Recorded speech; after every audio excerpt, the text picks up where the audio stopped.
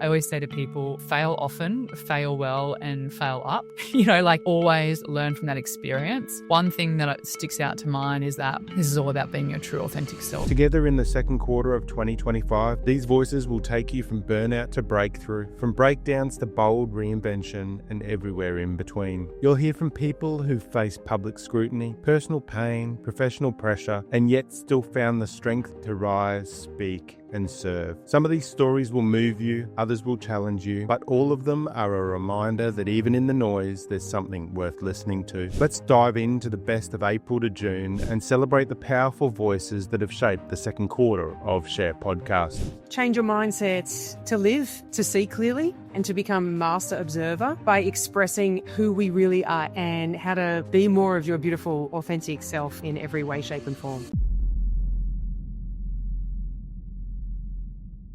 Zach, can I ask you, for those listening, both mums and dads that are maybe going through the process or, have been through the process of losing a child, what advice would you give to them, looking back through your experience?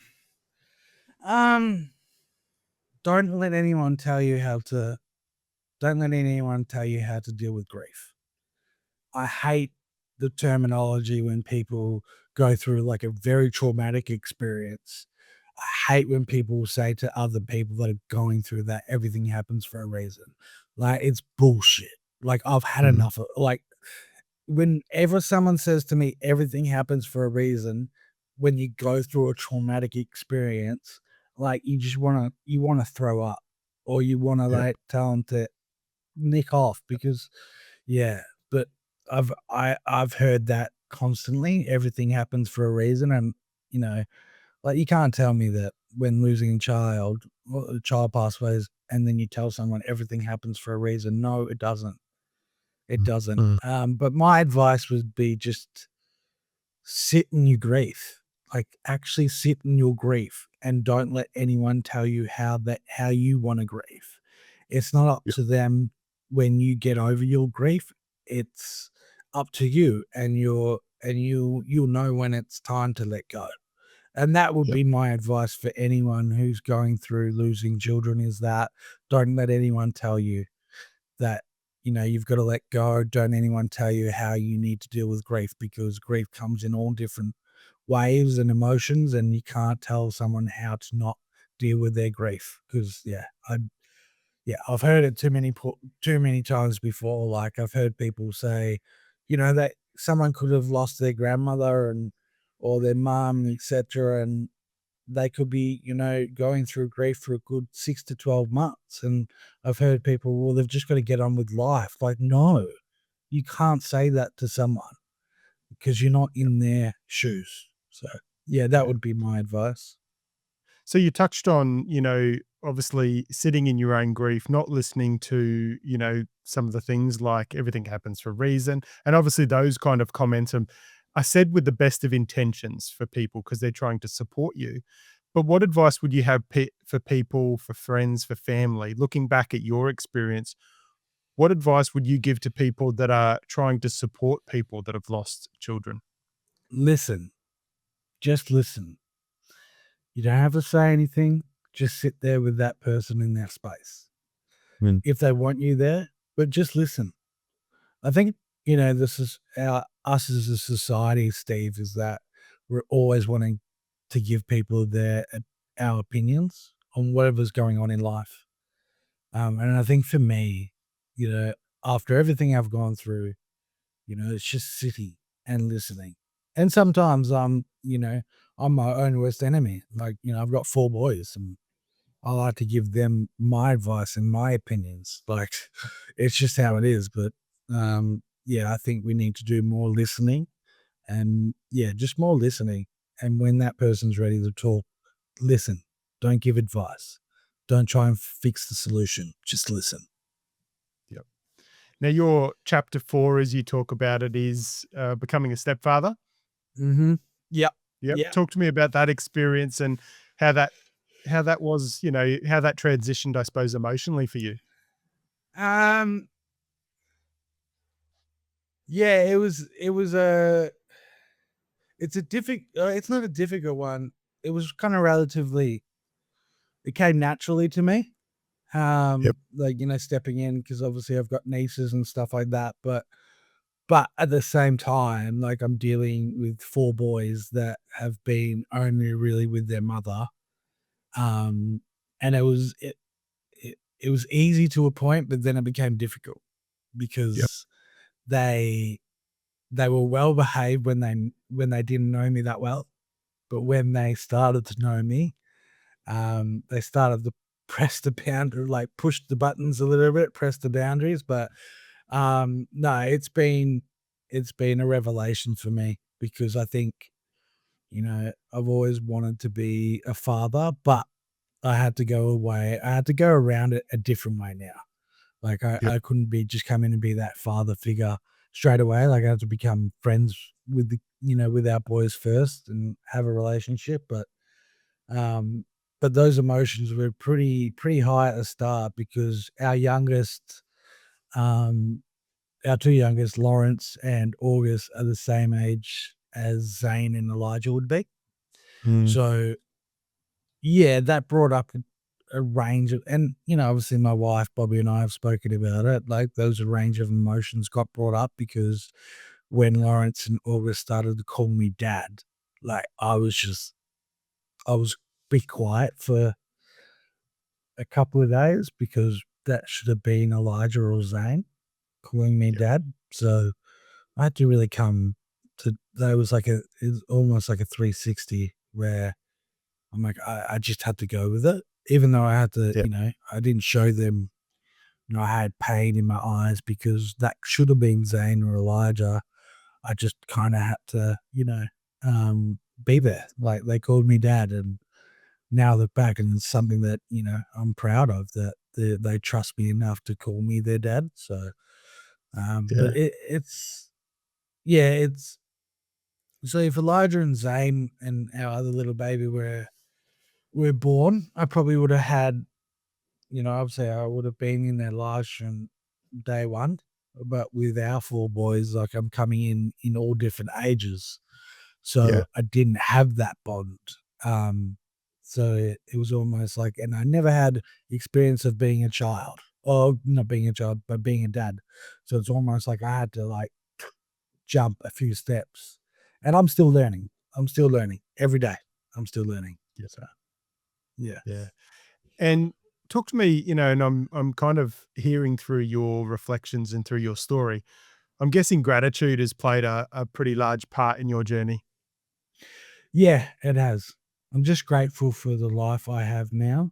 I think, yeah, I'm grateful for the life I have now. Um, I take it day at a time now. Like, I've made so many mistakes and bad decisions in my life when I was going through a destructive cycle. Um, but yeah, now I sit back and, like, I made amends with all those, destructive cycles and all that kind of stuff, and I've made peace with it. But now I'm just grateful, because I've got to have a lot of gratitude for life now, because I think, it could have gone either way. I could have been, you know, dead. Like, let's just say it. I could have been dead. Could have been in jail. Um, Jail to a point if I made so many different destructive cycles, or, where I am now. So I'm just grateful that I had to go through, like, a shitstorm to get where I am now. And I think the boys and Bobby have played a major part in that. So Yeah. When I was 21, I'll share with you, Zach, when I was 21, I met my now wife, and she had already had 3 kids. So I became a step parent at the age of 21, for an 8, 10 and 13-year-old. And so I can sympathize with you. And I know, the experience that you have through that cycle as well. So you and I would have some similarities in stories.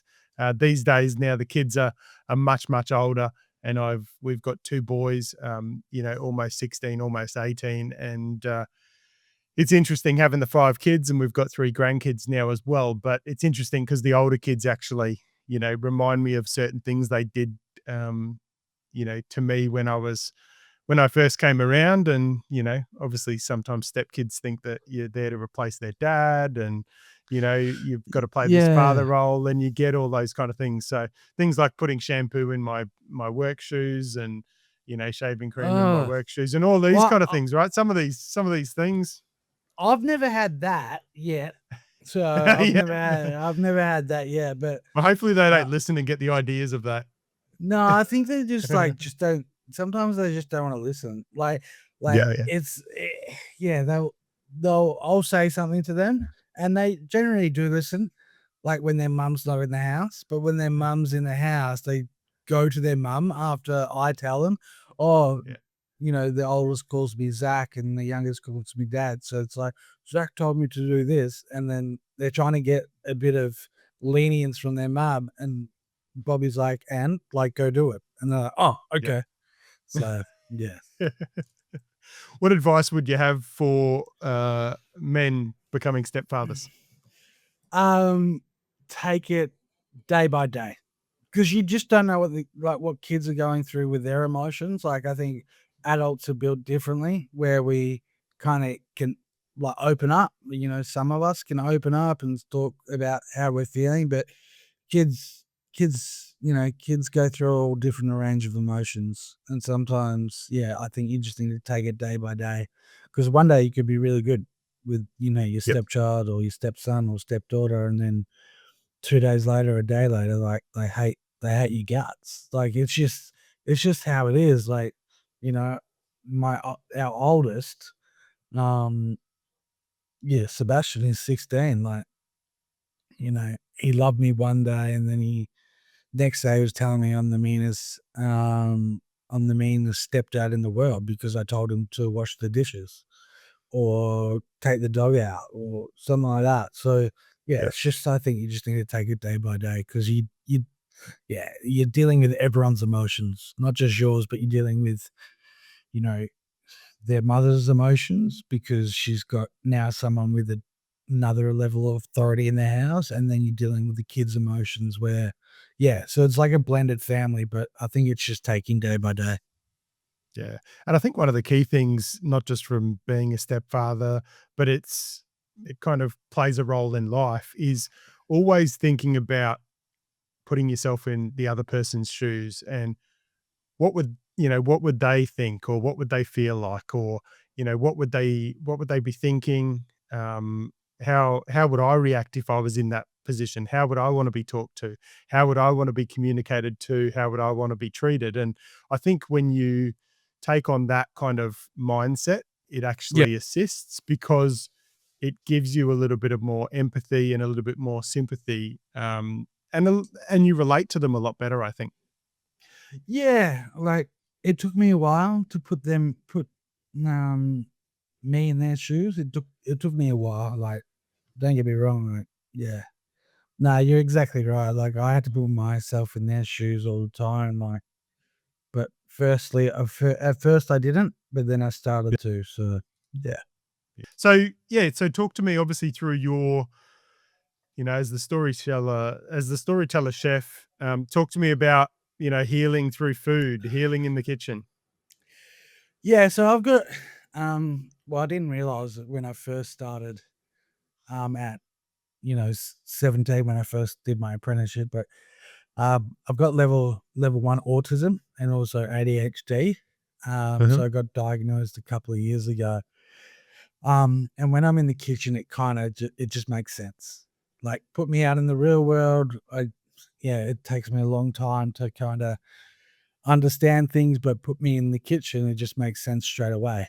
But yeah, when it comes to healing and stuff like that in the kitchen, when I'm in the kitchen, as well as it making sense for me, it just it takes me to a whole different place. Like, Mm.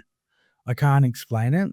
Like, takes me a whole different place. Like, feeling the food through my hands, like, from making dinner and seeing, doing pop-up dinners and making people smile, like, it takes me to a whole different place, and I felt a lot of healing through food because, yeah, as time went on being a chef, I kind of appreciated that food was my healer, and Yep. seeing people smile when I cook them food, and I guess that was my healer. So yeah, for me, every time I'm in the kitchen, it just brings something out of me.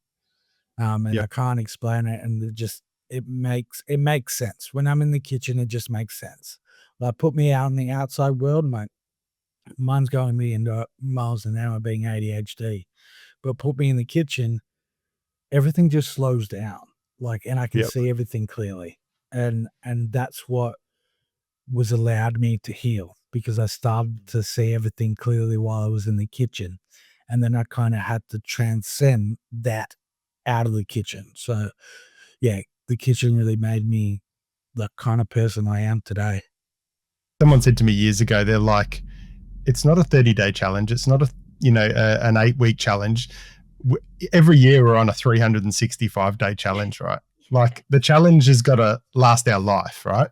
Like, we want to be the best we can be, the healthiest we can be, the fittest we can be for as long as we live, right? So it's not about these short-term challenges. It's really about committing and focusing on, being the best that you can be each day. And if one day you don't feel it, that's okay. You just do it the next day, and you That's just, it. over time, the habit comes in.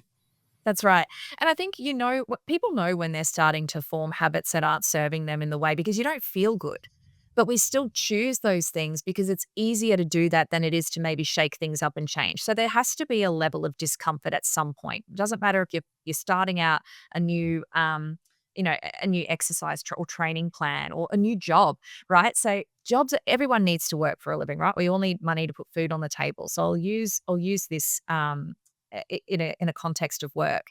When we need to go to find a new job, right? We submit our resumes, we put on our best attire, we show up in the best version of ourselves so that we can compete for the job that we want, because it's the right salary, the right whatever organization, and we go and give that job 110%. Right now, think about the discomfort of starting a new job. It might have been a while for yourself, but anyone listening, think about the last time you started a new role.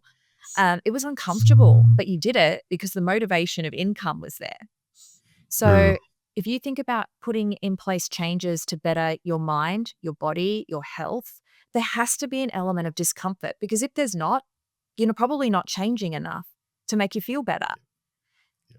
We just don't prioritize those things enough. And Mm.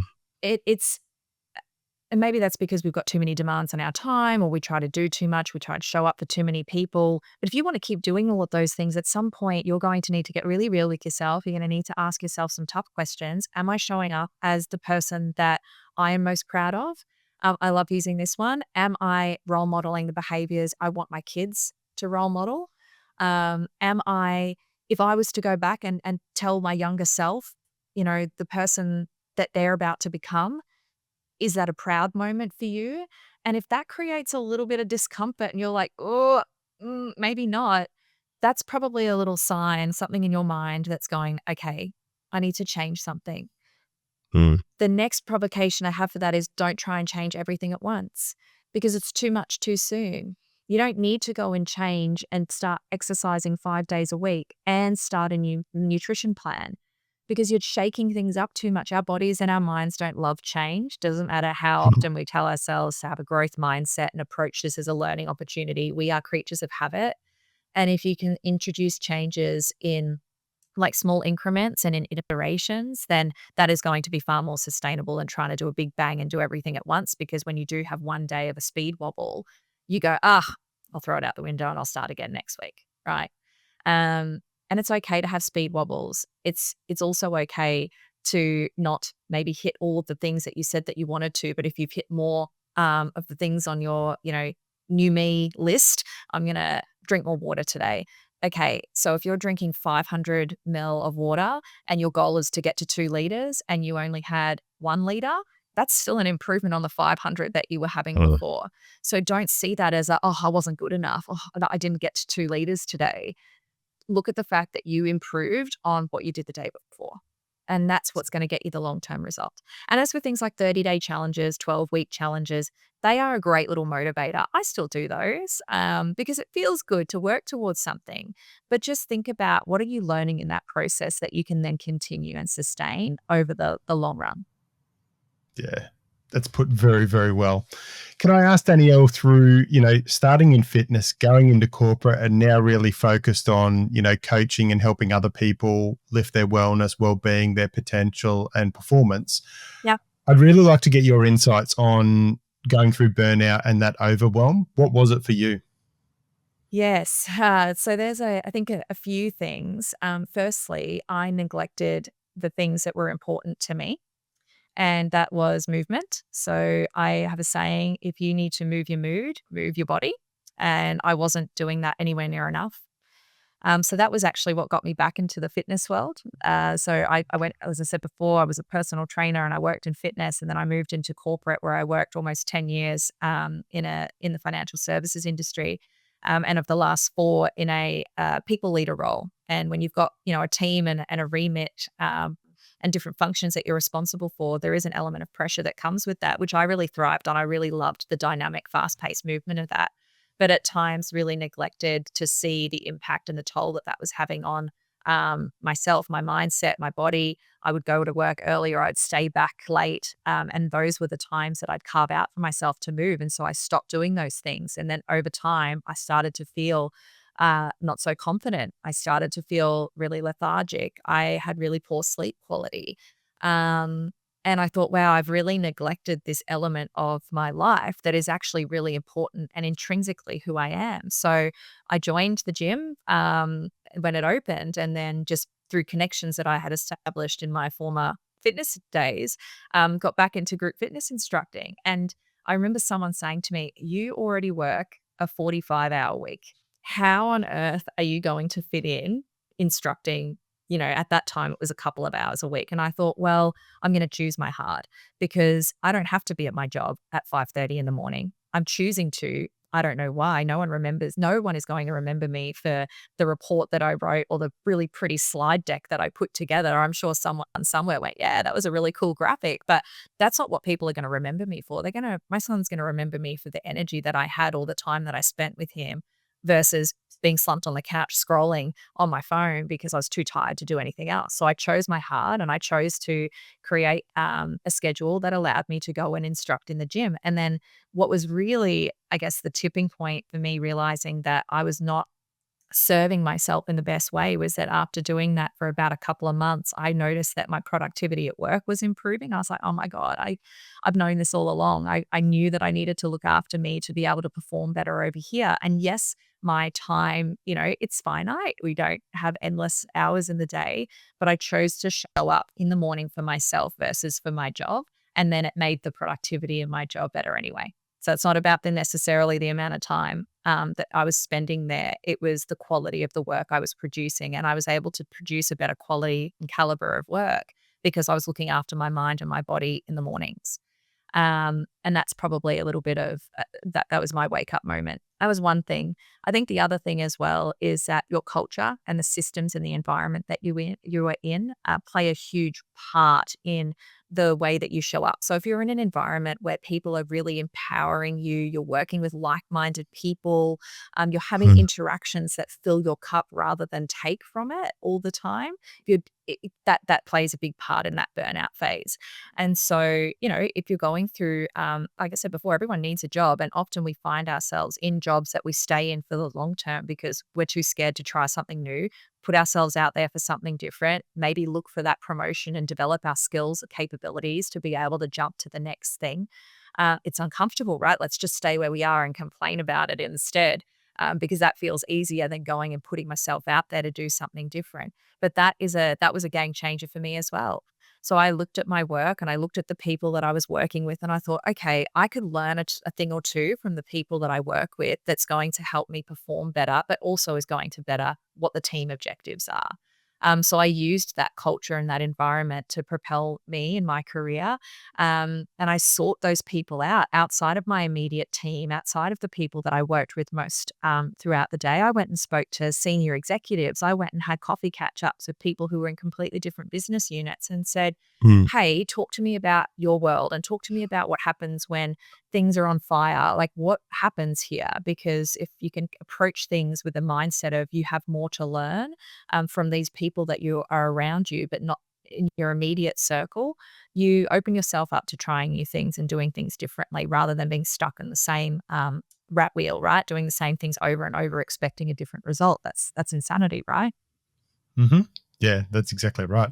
So obviously going through that burnout, and all the associated kind of signs and symptoms through that, it really kind of led you to now founding Bright Edge. Yes, yeah. So as I said, like we perform to the level of our preparation, not just the intent. And for me, I always intended for myself to be a great employee, to be a great wife, great mom. But I wasn't necessarily setting myself up for success. And it's work seems to be the thing that we will focus on most because we hold that to the highest priority because it gives us money, right? And that's really important right now with cost of living, and we prioritize that. That you can apply these principles in any context of your life, right? Um, and so what I do with my clients is I really try and help, number one, train the brain like a muscle to think about the world a little differently, to help reframe situations that take you from being stuck as a victim in your own life to really taking control and leading your life with intent and self-leadership. That is so important. You know, I've had the absolute privilege of working with a lot of leaders in my time in a corporate context, working on large scale leader capability programs. And the thing that I see people neglect the most as a leader is themselves. And we need to start there. And if you can master your mindset, then you can go on to influence others. And then you can go on to lead enterprise. And it's the starting with self stuff that matters most, I think, and has the most impact in the future state of you. So I really help people understand that where they are in life is a byproduct of all of the systems and their mindset, their ways of thinking. But the good news is you can interrupt that and change it because our brains are really dynamic. And I'm in no way a neuroscientist or enough informed to go through the scientifics of all of that. But what I do know is that you can rewire your brain. You can learn new skills. You can build your capability. And you do this with small, consistent effort. You can start today, right? Next time you go grocery shopping and you hear a kid screaming in the aisle, the first thing we do is like, oof, that kid, like that's a lot.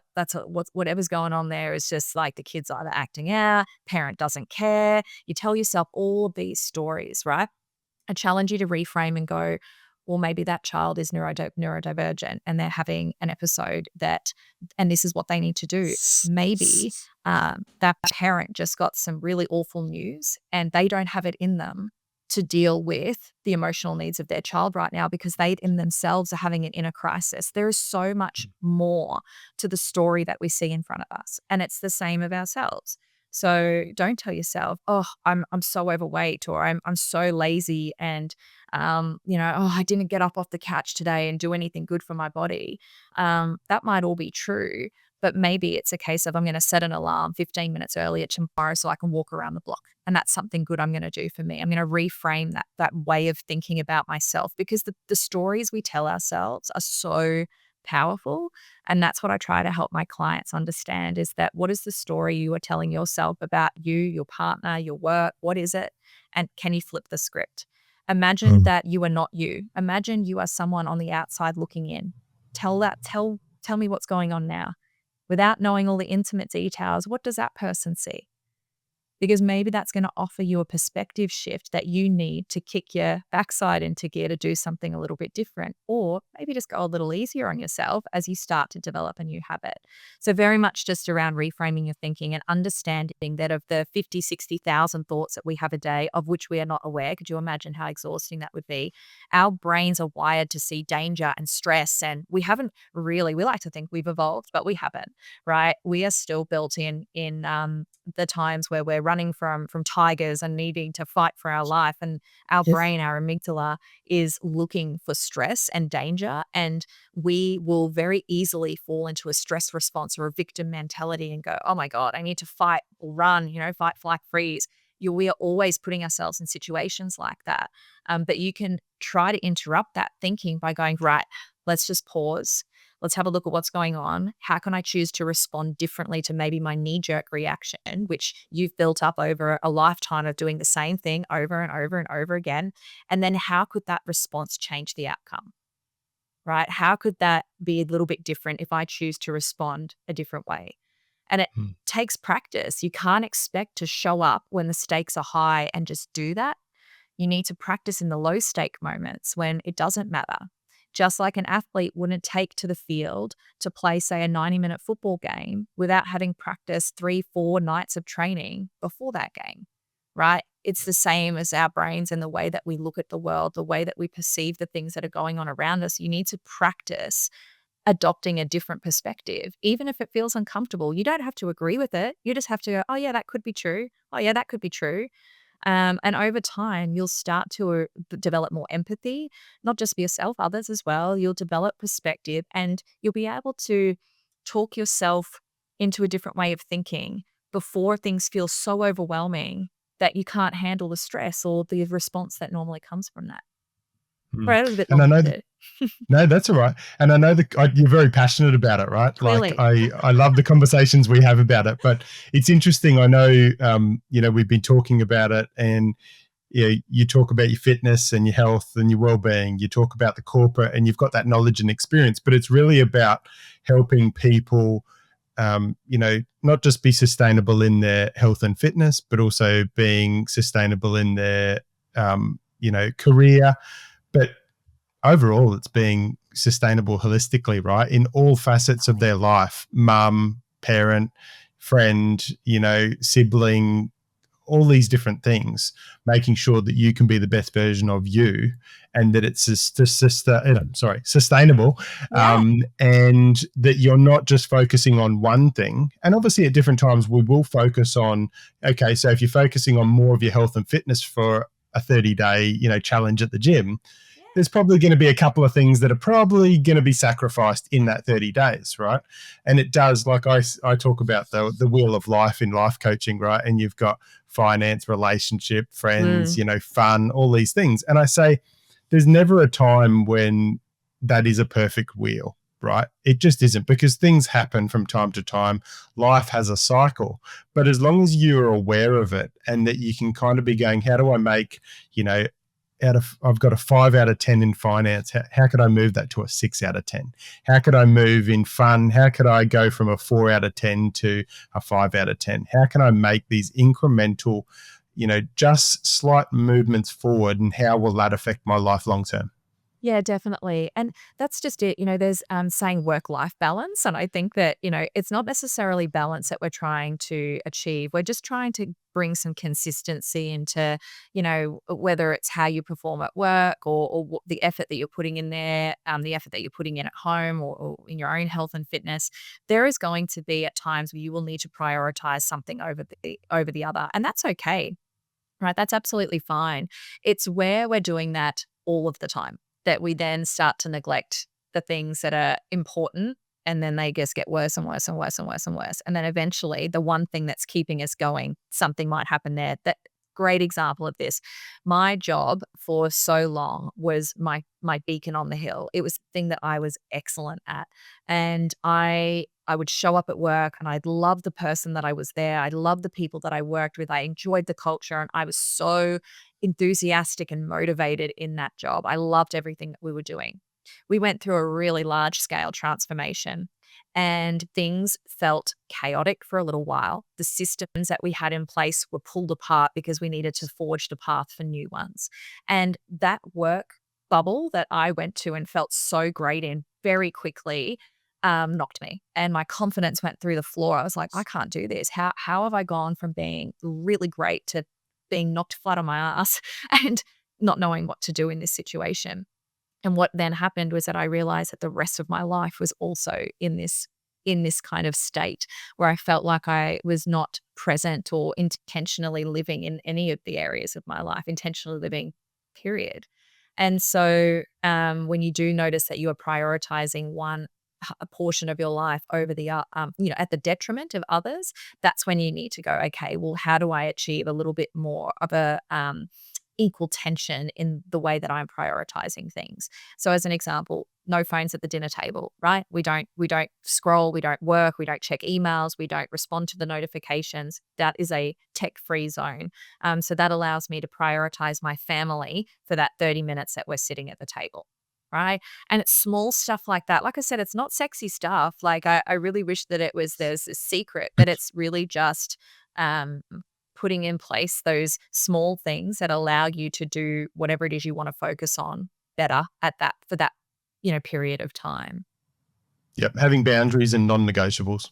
Yeah, that's exactly right. And exercise for me is a non-negotiable. I say my husband knows that, my son knows that, and I think that's important. Parents have this parent guilt is something I could talk about for a really long time. Having been through it, having neglecting myself postpartum, there's a lot that that's a whole other conversation. It is not selfish to prioritize you. It is not selfish to take 60 minutes out of your day to go for a walk, 30 minutes out of your day to stretch or lift some weights. It is not selfish to do those things. And parents tell themselves this story that it is, because I need to devote 100% of my time to this human that I've created.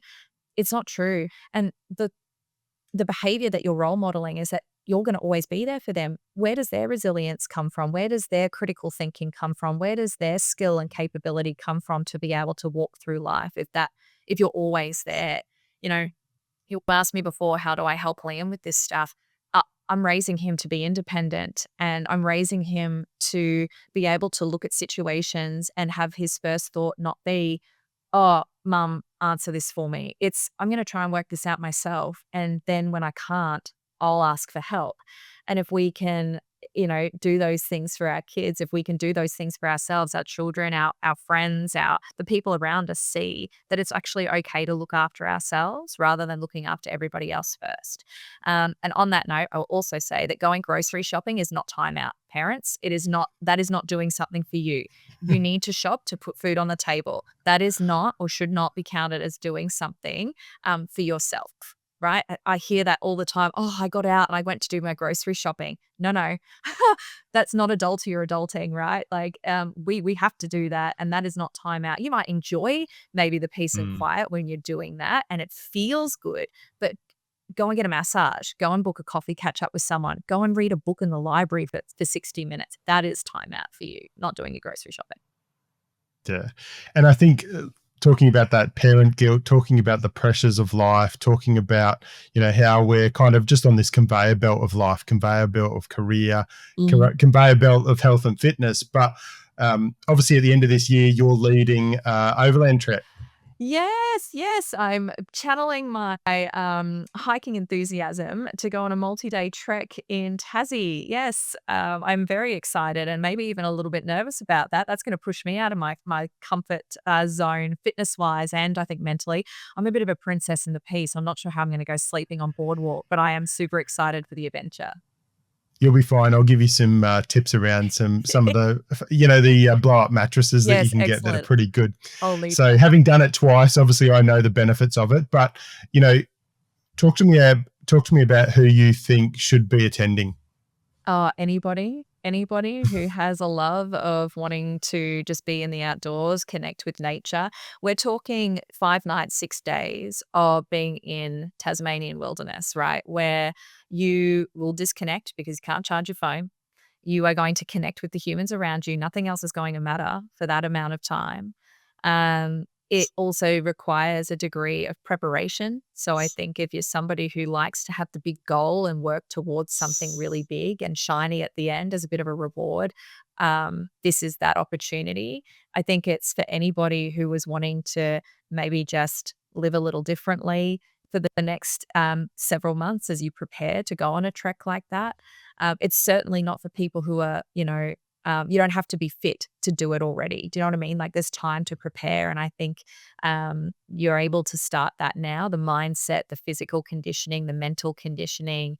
And of course, if you are super fit, then yeah, you'll probably find carrying a, 20 kg pack a little bit easier than someone who hasn't done that before or they're in the beginning of their fitness journey. But yeah, I think it's honestly for anybody who is wanting to try something a little bit different.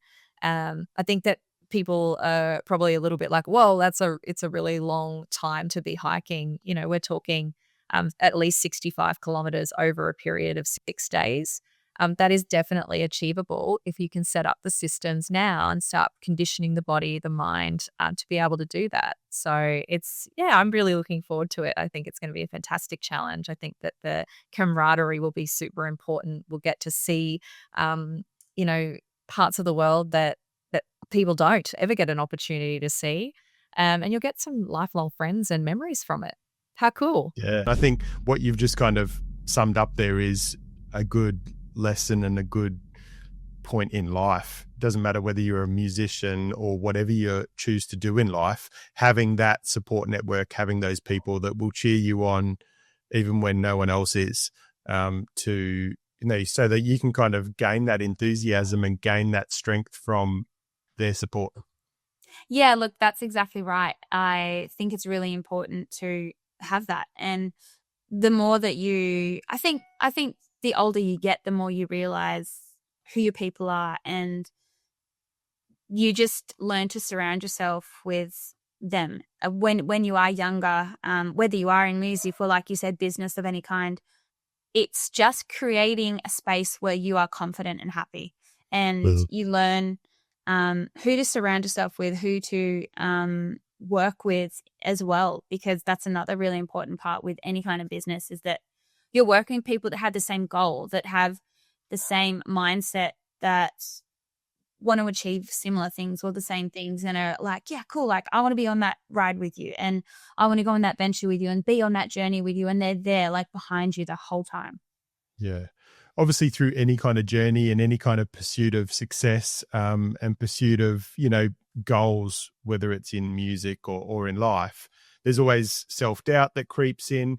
Can you tell me about was there a time that you ever kind of went, nah, this is it. I'm not going to do it. I'm just going to go and do something else. I'm going to take a safer option. Yeah, look, there was definitely a time where that exact thing happened for me. I went and got my real job. Like everybody said, because that was a huge thing when I was younger. Yeah, but what's your real job? I'm like, no, this is my real job. Yeah, but what do you do like during the week? I was like, I do music. Like I sing of a weekend, I work on the business during the week. And it was really hard for a lot of people to understand that that was what I did full time, and that was where I made my money, and that was where I put all my effort. And so I went and got that real job. I became a flight attendant, and I worked for a major airline, and then COVID hit, and I was like, okay, well, that real job didn't service me very well, because being in aviation in COVID, it was like the industry that was hit probably the hardest. And then also too, being a musician, I went from having these two professions that I knew and loved that just were like, well, there's nothing happening now, and I don't know what to do. So that was definitely a time for me where I went, I'm going to try something different, but the trying something different wasn't necessarily a good move for me. But it taught me that music was where I wanted to be, that every bit of self-doubt that I felt going into that new career was just purely a few voices getting in my head, and me letting those voices get the better of me and letting those opinions matter, rather than listening to what was in here and what was telling me where my heart lied. And, it's what I was always good at. But I definitely, for a period in time, was going through some, tough personal stuff as well, that I had to step back. And if I hadn't have stepped back, I don't think I'd be where I am now, because I met my incredible husband working for that airline and working in that aviation space. And I now have the best supportive network behind me that I've ever had. I have half the reason that my career kicked off again after taking a little bit of a break is because I had someone that was behind me 1000% encouraging me to pursue something that I was good at and something that I loved, rather than just being like, no, honey, like you need to stay in aviation and have the real job. And instead of someone going, no, this is what you love and this is what you're so good at. Like you would be an idiot to give this up. Yeah. Yeah.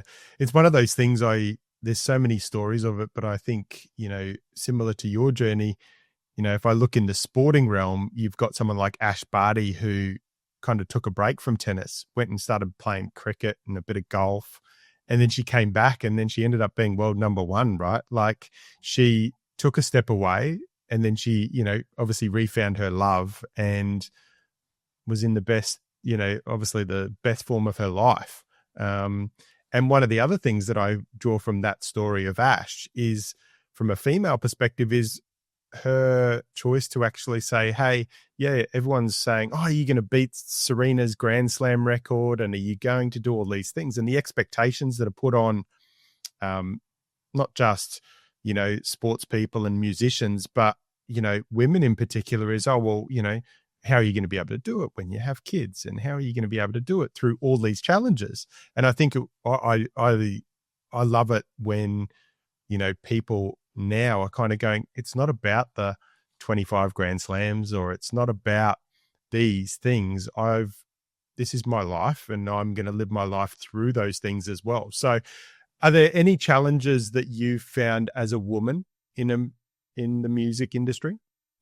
Yeah, look, I think in general, like being a woman, you feel like you're living in a man's world a lot of the time. And even coming from an aviation space and a music space too, like there is definitely those harder aspects being a woman, because it's like, well, how are you going to still have a music career if you have kids? And how are you going to be a mother and be a wife? And, I myself don't have kids, and even just juggling time to spend time with my husband's really hard. He's a pilot. I'm a musician. We both travel for a living. He's in America right now. I'm in Brisbane. But you take everything each day at a time. And I'm not saying that kids are on the cards or off the cards for us, but you make it work. Just like you make a relationship work or you make a lifestyle work. Yes, like life is hard and everything is hard. And I think there's a lot of stigma behind being a woman in music. And once you have a kid, then your music career says, it's gone. It's out the window. And I think music and life is what you make it. And you have to have a really strong work ethic. You have to work hard. You have to have a great team behind you. There's so many aspects that come into all of that. And my husband and I talk about it all the time. And right now, I am so career driven that that's where my head is at. And if we choose to have kids, it's like, all right, cool. Well, we'll make it work. Simple as that. I'm not giving up what I do. If I've got to have a baby side stage in a capsule and I'm the stage and take an extra person on the road with me, you make it work. And so many people do it. So many women are successful in music, but there's definitely that pretense of that. Well, once you have a kid, your career is out the window. Yep. So I think for anyone that is in the music industry, just know that, like, just because you're a woman, like we're not penalized in any way. Like it is definitely a lot harder. And I think too, even in terms of what you can sing about and what you can do in that space of a man could write and sing about getting blind drunk and having a one night stand or going on a 1 week bender and, being a woman singing about that, you could totally do it. But then your whole brand changes and your whole perception changes. But Morgan Wallen can sing about, all these different things. And then if you're a female singing about the same thing, it's like, oh, you can't sing about that. So I think it's just changing people's perception as well and making sure that whatever you're writing or singing or the lifestyle that you live is authentic. And that's something that I pride myself in a lot, is just being open, honest, and authentic with everything that I do. Yeah, you provided a little bit of advice there for aspiring kind of musicians. What are some other, like obviously I'm sure you have people come to your gigs and come up to you and say, Tori, I want to be a singer or I want to be a musician. tell me, what do I need to know? What's some of that real advice for aspiring musicians, kind of looking to make a career out of it? I think the biggest advice I could give is that 1, believe in yourself. 2, have a great support network. And 3, another thing is like, you've just got to be all in. It's one of those things where if you do it half-heartedly, the result will be half-hearted. And I think it's a really tough career, and there's a lot of time, there's a lot of effort, a lot of money put into everything.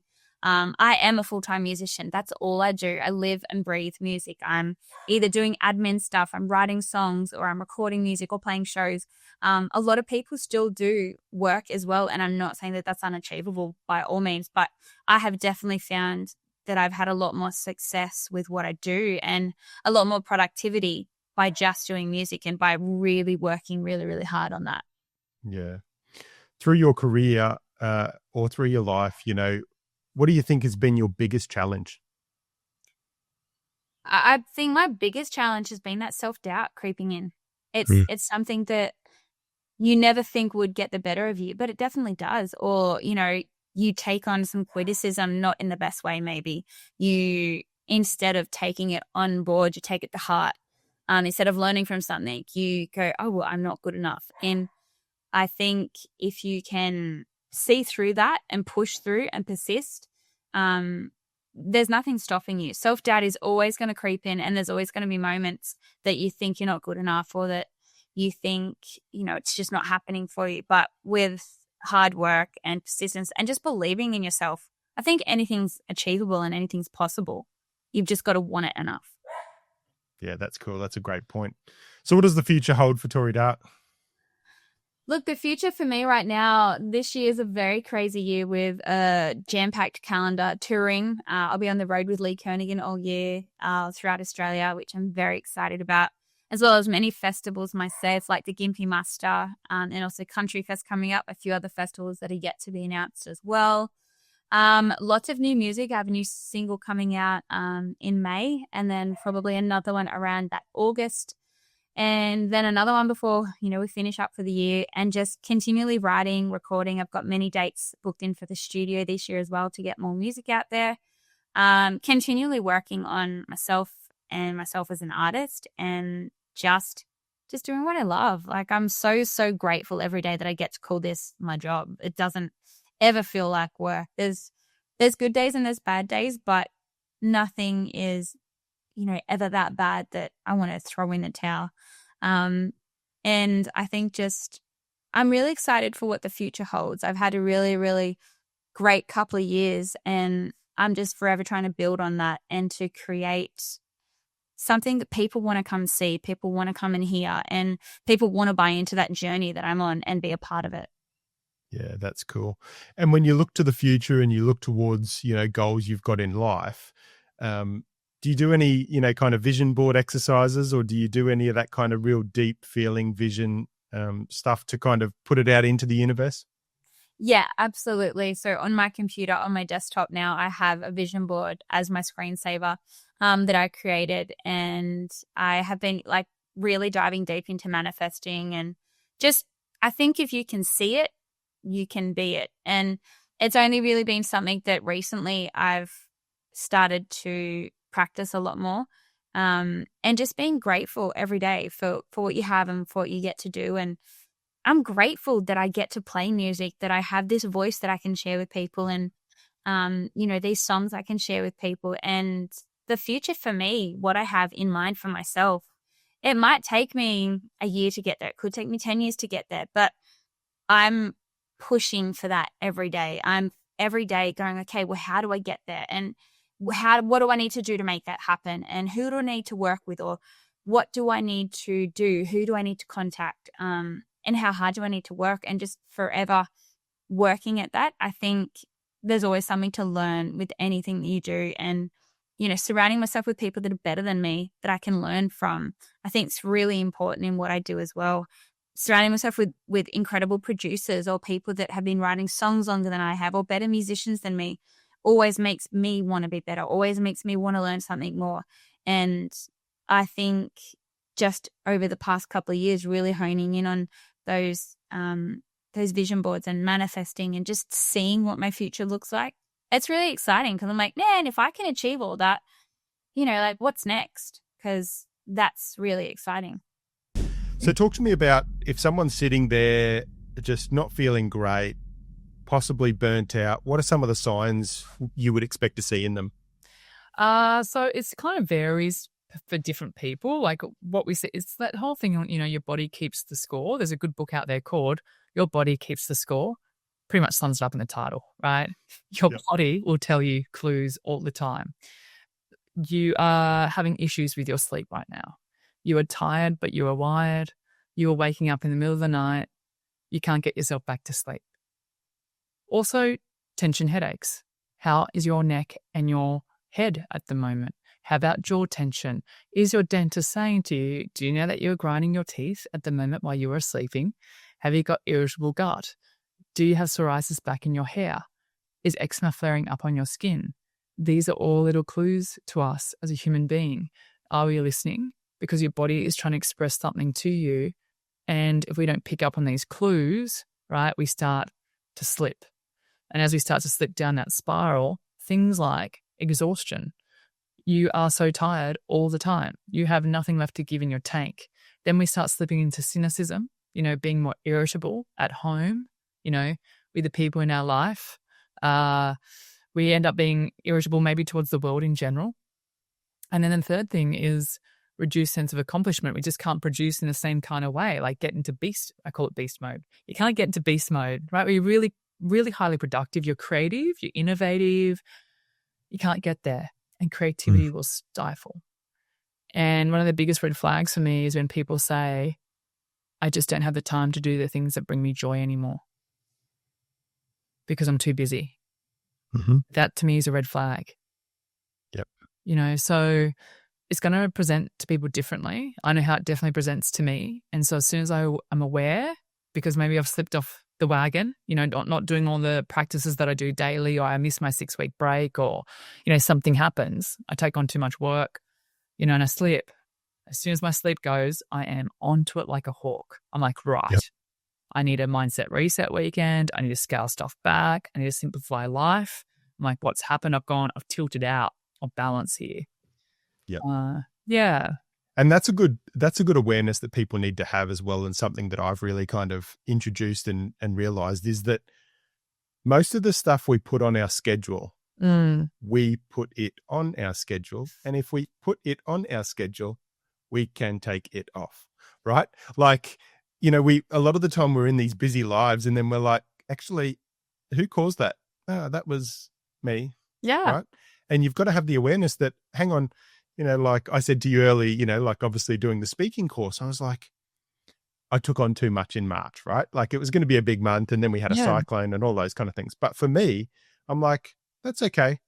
There's certain things that I needed to kind of just let go, as Mel Robbins would say, just let them, and like for me, that then takes pressure off me because I can take the pressure off me.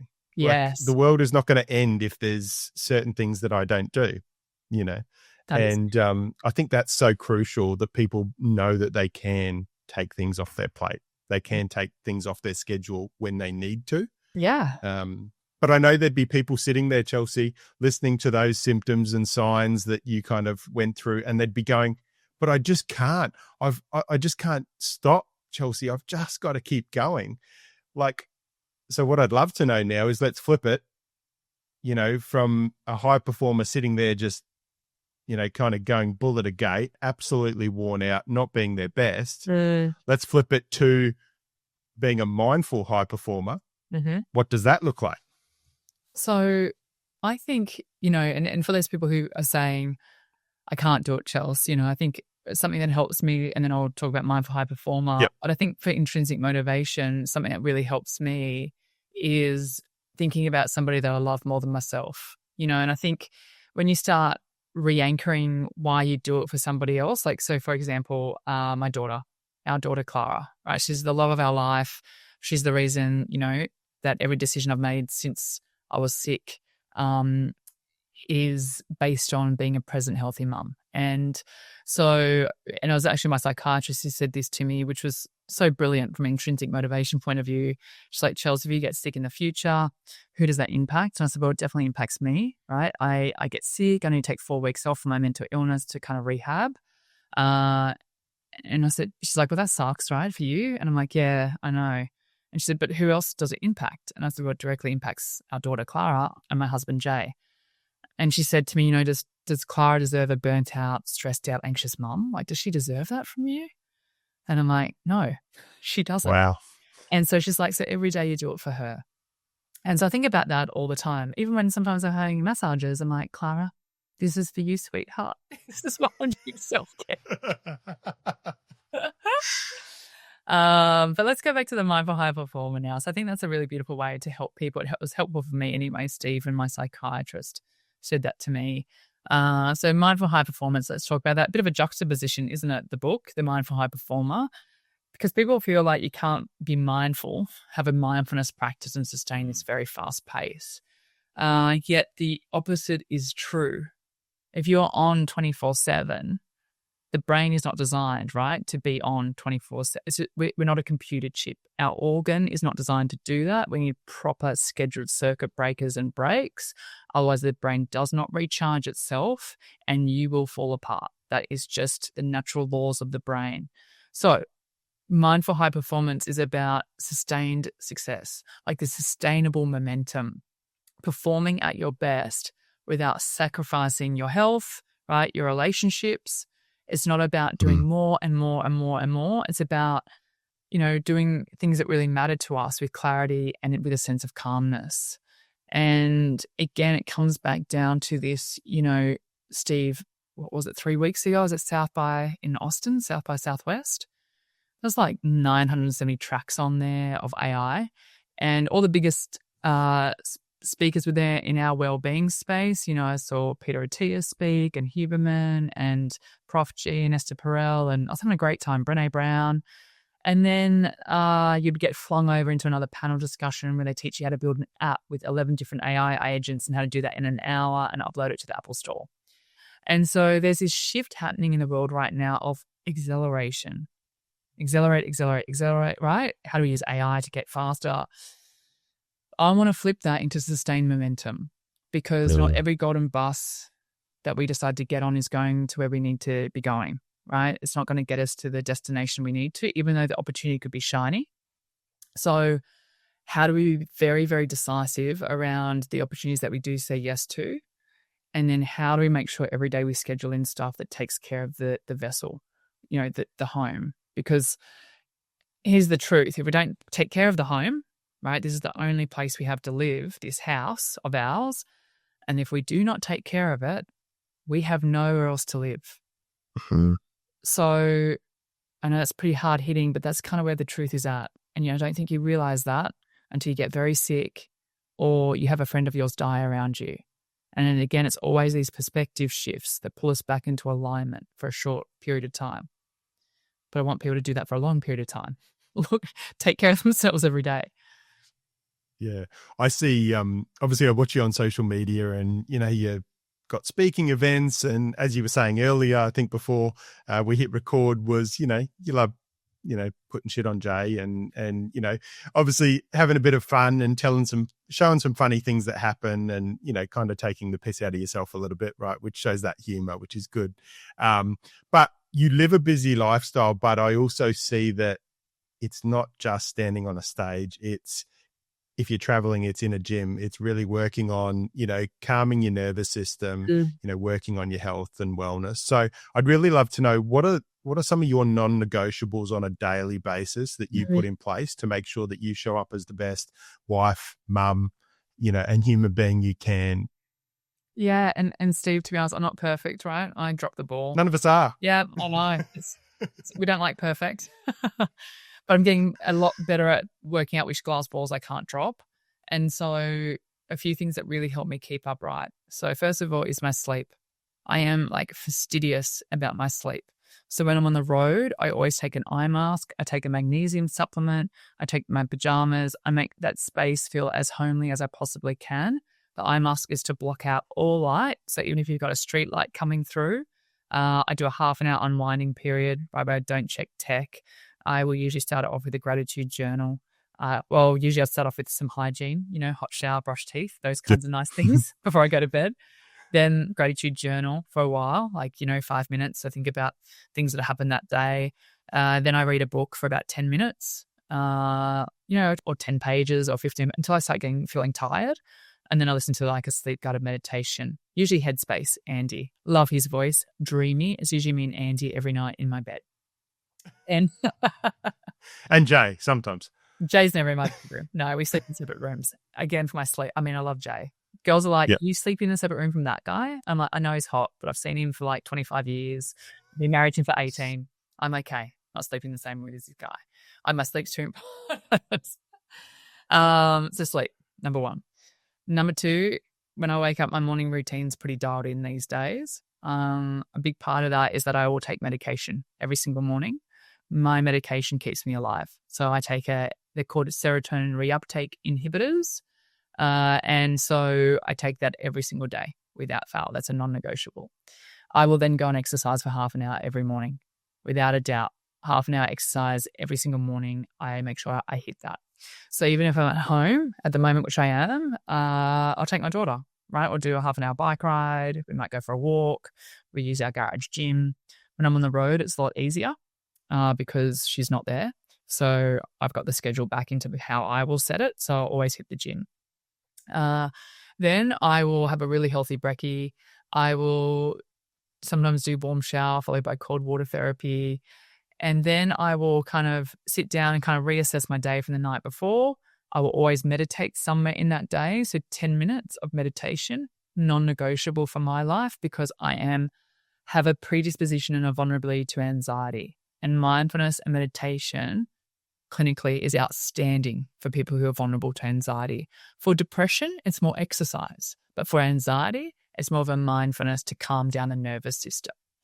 And so that is a non-negotiable in my life too. And so I love that. Things. I love that reflection there and that sharing of, you're predisposed to anxiety, right? Because I would look and say, and many would say that you're probably one of the leading experts that stand on a stage in Australia at the moment on wellness and well-being, right? But being a speaker comes with it anxiety. Absolutely. And it's part of my DNA, right? So that's, and I guess that's the mission of why I do what I do, right? In the wellbeing space is to help people with invitations, I call them, these tools that are scientifically immersed, that are practical and delivered in a really fun way. And again, I want to be honest with people where I'm at in terms of what lurks behind my cloak to again, be very honest with people that anxiety, depression doesn't look a particular way. It can impact any one of us. It could impact a CEO. It could impact a celebrity. It could impact that homeless man over there in the bus shelter. It does not discriminate like cancer. And so it's really important that we normalize and destigmatize the conversation. So when people are not feeling themselves, they know that they're not alone. And when I was delivering this event last week to these family offices, I think their net worth in this room was 40 billion or something. And I was sharing my story, and one of the beautiful fathers came over to me, and because his daughter went through it, and he said, I've never, ever heard anyone speak openly about postnatal depression. And we had a cry and we had a hug, and I sent his daughter my book. And he was just so flabbergasted that people were talking about this openly and how helpful it was. And that kind of blew me away, Steve, because I just kind of thought everyone talks about it these days. But maybe it's just because me and you talk about it all the time. Yeah. I'd love to ask Dane, could you share, what's the definition of warrior in the context of your community, Heart-Led Warriors? Beautiful. Everyone has that inner warrior. Everyone fights their own battles, and everyone has the ability to win in their life. So you are men, women, anyone. It's not just men. So there's male warriors, female warriors, and we all have an internal battle. We all have that internal battle, and we all are able to and have the opportunities and choice to rise above those battles to create a better life for ourselves. And it takes that inner warrior to do that. And again, peace with heart-led, it has to happen from the heart. If you want to heal, you want to move forward, then it's all through feeling and all through heart. Yeah, perfect. And you work with men and women, couples. Talk to me, and I know you recently did a couples retreat. I know you just mentioned earlier you're doing a women's retreat this weekend, which is brilliant. But talk to me, like from my point of view, over the last couple of years, I'm really seeing this shifting dynamic. And to a certain point, there's a lot of problems in relationships. There's a lot of separations, divorces. There's a lot of shifting dynamic. And for me, I kind of see that it's like the earth is kind of shifted off its axis a little bit. Talk to me about what you're seeing there from a couple's perspective and a shifting dynamic between the feminine and the masculine. So I think the biggest thing is society has made it so easy for people to give up in relationships. Look at the divorce rates. It's so easy now for people to go, yep, cool. We've got a few challenges. We can't. Let's just wave the white flag. The world has changed so much. It's ever evolving. The energies within are ever evolving. There's so much opportunity for women to create companies and go out and earn an income, because there's so many families that need to have dual income, and that's fine and that's great. And I love that. One of the biggest challenges is society itself going, oh, women need to be doing this, men need to be doing this. Let's go back to how it was in the 60s and 70s, and women say, no, it's not going to work that way. It will never, that's perfect for that time. It's not what happens now. So how do we evolve? We allow everything. Yep, women are doing this, men are doing this. How do men be men in today's day and age? It looks very different for them. Bring those values of masculinity through, of protection, love, support. It can look very different. You can be a stay-at-home dad and still be the protector, provider, and the supporter. It just looks and feels very different, though all those values are still there. Knowing that it's okay for the world to be the way it is, how do we balance out those things within ourselves? And in a relationship, it always comes back to our communication. Always. So again, one of the biggest things, one of the biggest challenges from the couples on the weekend was their communication. It's easy to communicate when you know how to watch properly. It depends on how you receive and give information as well. And then communicating that all they want is actual time together. There's so many things within the world at the moment, within life gets busy and tough, and kids are there and everything. When all these two people really, really, really, really want is just time together. And yet they don't communicate that. Things come up, they argue, there's challenges, they start arguing with each other, fighting each other instead of the problem. All they really want is just to have time together. So communication, and then creating that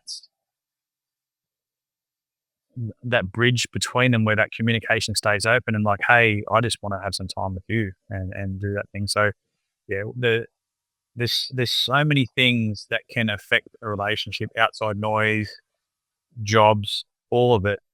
And yet if we don't communicate properly with each other, it's all going to go to shit. And that's why I think society has made it so easy for people to wave the white flag.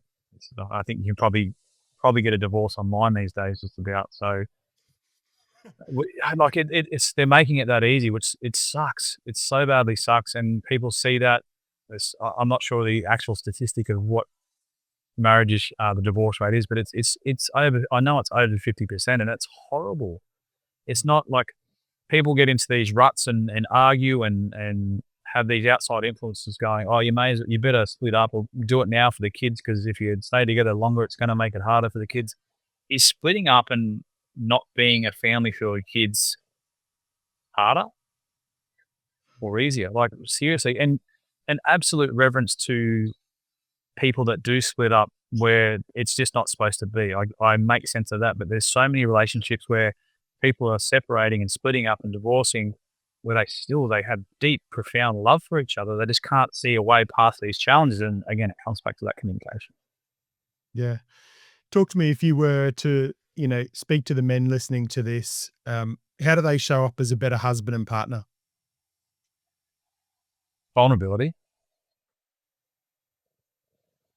firstly, there's so much fear from men in and around vulnerability. So as soon as you talk about vulnerability to a man, they think about crying and sharing feelings and things like that, where yes, that's part of it.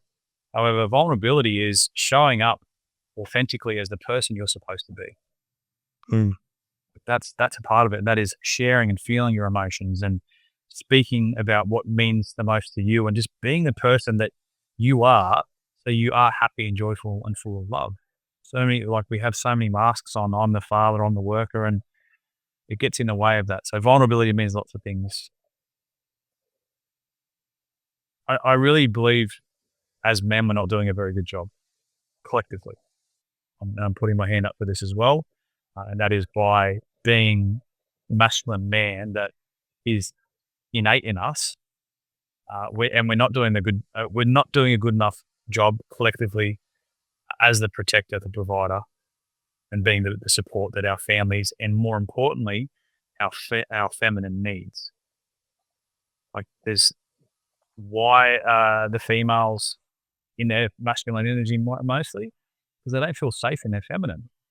But we're not allowing that as men. We're not stepping into our masculine and allowing the feminine to soften and be in their feminine energy. And that's like biologically, we're both set up. Men are biologically more suited to be in their masculine because we're stronger, we're physically stronger. Yep, cool, we're the protective provider. The feminine, they're soft and flowy. So the females, that's more suited to them. Well, yes, we all have those energies. So as men, we're not doing a good enough job to help our women, our ladies, to be that soft, beautiful, in their soft, beautiful feminine clothes. Yeah. I've done a number of men's retreats and attended them overseas as well. And it's interesting, one of these things, and it came up as a topic in a conversation, 12 of us were sitting around. It was towards the end of a retreat over in Vermont. And we were talking about how, there's this whole thing of women want us to be soft and they want us to be vulnerable. But the feedback from a lot of the guys in the discussion we have was as soon as we are, then it's like, oh, come on, be a man, be masculine, right? And it's an interesting dynamic and it's an interesting environment and concept to, obviously discuss. Yeah, and make complete sense of that. How are you, like, what does vulnerability look like to a lot of people? I guess that's to their perception. There's definitely ways you can open up and I guess share how your thoughts and feelings are as well. I'm going to say that if these men are doing that, then they haven't created enough evidence of what that looks like for their female counterpart, their partner. And I will also say then that would show them that their partner probably needs to do a lot of work themselves in that healing space around that masculine too, because look, so many females throughout this world have been hurt by men. And that is not because of masculinity, that's because of a lack of masculinity. And vice versa. There's so many what they say, that toxic masculinity, it's not a true thing. It's just toxic behavior. And same with the females. There's lots of men where they've been deeply hurt by the female and they don't feel safe in the feminine. So that's why they act out and be the certain way that they are. So again, there's no such thing as toxic femininity. There's just toxic behaviors in people. And I can make sense of it all. And it can be a double-edged sword, though. If that's happening within that relationship, that should show you that you both are needing to do some work on yourselves separately before maybe diving into some work as a couple. Yeah, perfect. And on the flip side of that, obviously, I asked you the question on the men, on the male side of things. If you were talking to the females, what do the females need to show up or bring to a relationship and to their husbands and partners? All men have had a mother. We don't need another mother. So there's certain things that females will do and say, and again, this is a generalization. You're not going to have the response you're wanting if you're telling the man what to do. How can you get him what you want to do without telling him? Okay, the man in your life wants to be the hero. He wants to be the savior. He wants to be the support. He wants to be the king. How can you show him that he is that? Let him open the jars for it. It's like, it may seem really trivial, but it's the little things like that. Getting to open a jar for you. Tell him how much you love him. Like, words of affirmation for men are huge. They like, as much as we say, or men have said that they don't need it or want it, that's exactly what we want. We want that deep love from our partners. So how can you show him that you need him in ways without telling him? Yep. And words of affirmation is a massive one. And it's interesting, like looking at the love languages and, for me, they have changed over time from when I was 20 years old to, now just turned 41. They've changed. And for me, probably as most males, physical touch is probably one of the top ones, right? That for us men we need. Yep. But for me, I would say probably quality time and words of affirmation are probably my top two now.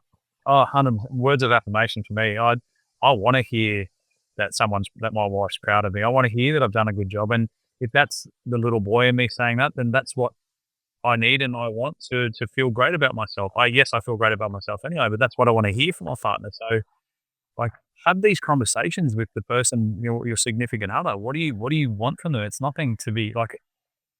People are so worried about hurting someone else's feelings, though you're hurting your own feelings by not sharing, not letting them know, hey, this is what I want in my relationship.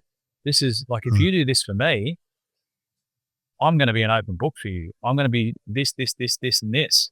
So have the conversations with your significant other around the things that you want in the relationship. Bring it back to yourself, and it's nothing that they're doing. It's just the things that you want. And then ask the question, what do you need from me? What do you want from me to help you feel like I love you more and love you deeper? Because like you're with your life partner for a reason. And we're doing so many things in our relationships that are actually separating us and driving that barrier between us. We're losing connection, communication. Why wouldn't you want to be the best partner ever? Like, why wouldn't you want feedback on how you could be better? What am I doing? What am I doing great in our relationship at the moment? And I'll do more of that, because that'll lessen the things that you aren't being or doing great at.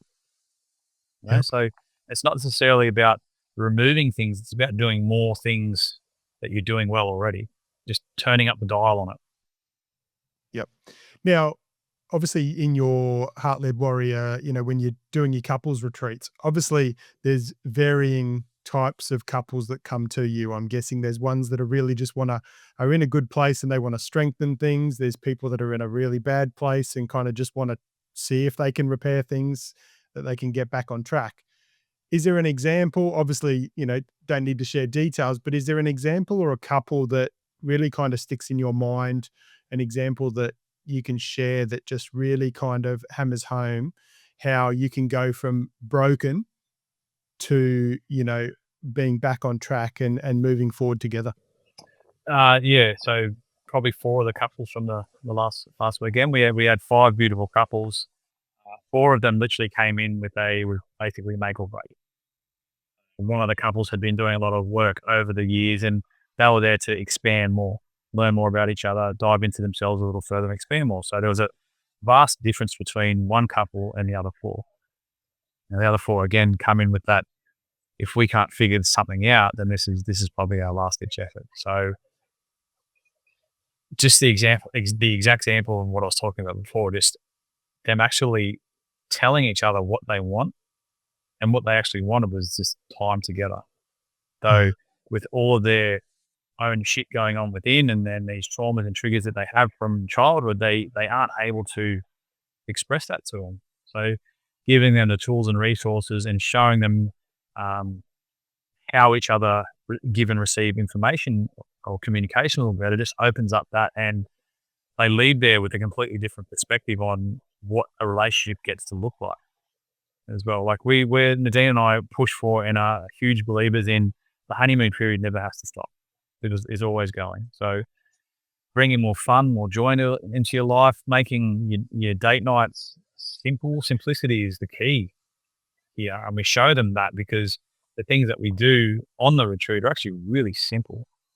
It doesn't need to be your big date nights that cost $500 for a beautiful meal out somewhere. You can you can sit on your back deck or back veranda and have a couple of bits of toast. It's just that intentional, devoted time to each other that your soul's desire.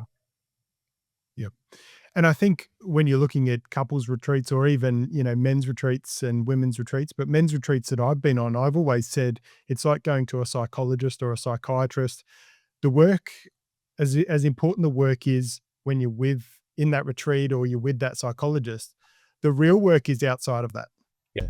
I'm really passionate about getting people to raise the awareness of, a lot of people are traveling along the treadmill. They're just going through routine day after day, week after week, and they're missing so much, and they're not reflecting. They're not, acknowledging, they're not appreciating the journey that they're going through.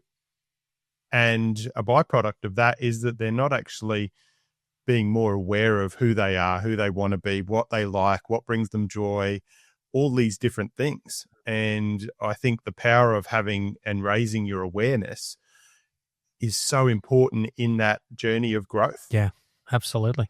Absolutely. I think the greatest thing we can do is, what's the saying? The past is history. The future is a mystery. The present is a gift. Yep. I think it's something like that. And it's all happening. Everything happens in this moment.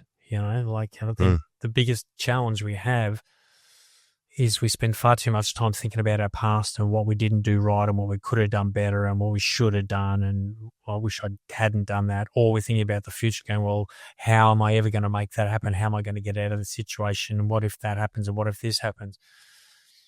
And it's such a waste of time. And all it's doing is creating unhealthy emotions that are just stopping us from taking action, but also having a physiological effect on our body. When if we just focused on the moment, this very, very moment, firstly, as you said, like, what have I got to be grateful for? My gosh, think about that. Love that question. What have I got to be grateful for? Where can I find some joy? And people think, oh, I've got to achieve this before I can feel joy or happiness. Well, no. What about if you just sat for a minute and looked around your room and your house and where you live and walked outside and looked at the trees and the birds in the sky? And, I live in Melbourne, live in a suburb called St Kilda, and I'm on the beach. And, I go down there and I just train there this morning and look out over the water, and every now and then there's a dolphin that swims past or a pelican, and just think, wow, how amazing this is. Once you can get to that place of, really being mindful, getting into yourself in the moment, finding gratitude, you'll find that inspiration comes and ideas come and answers come. All the things we're struggling with will come when you can focus on the moment, focus on what there is right now to be joyful for, rather than thinking, well, when I've got money, then I'll be happy, or when I'm healthy, then I'll be happy, or when this happens, then I'll be happy.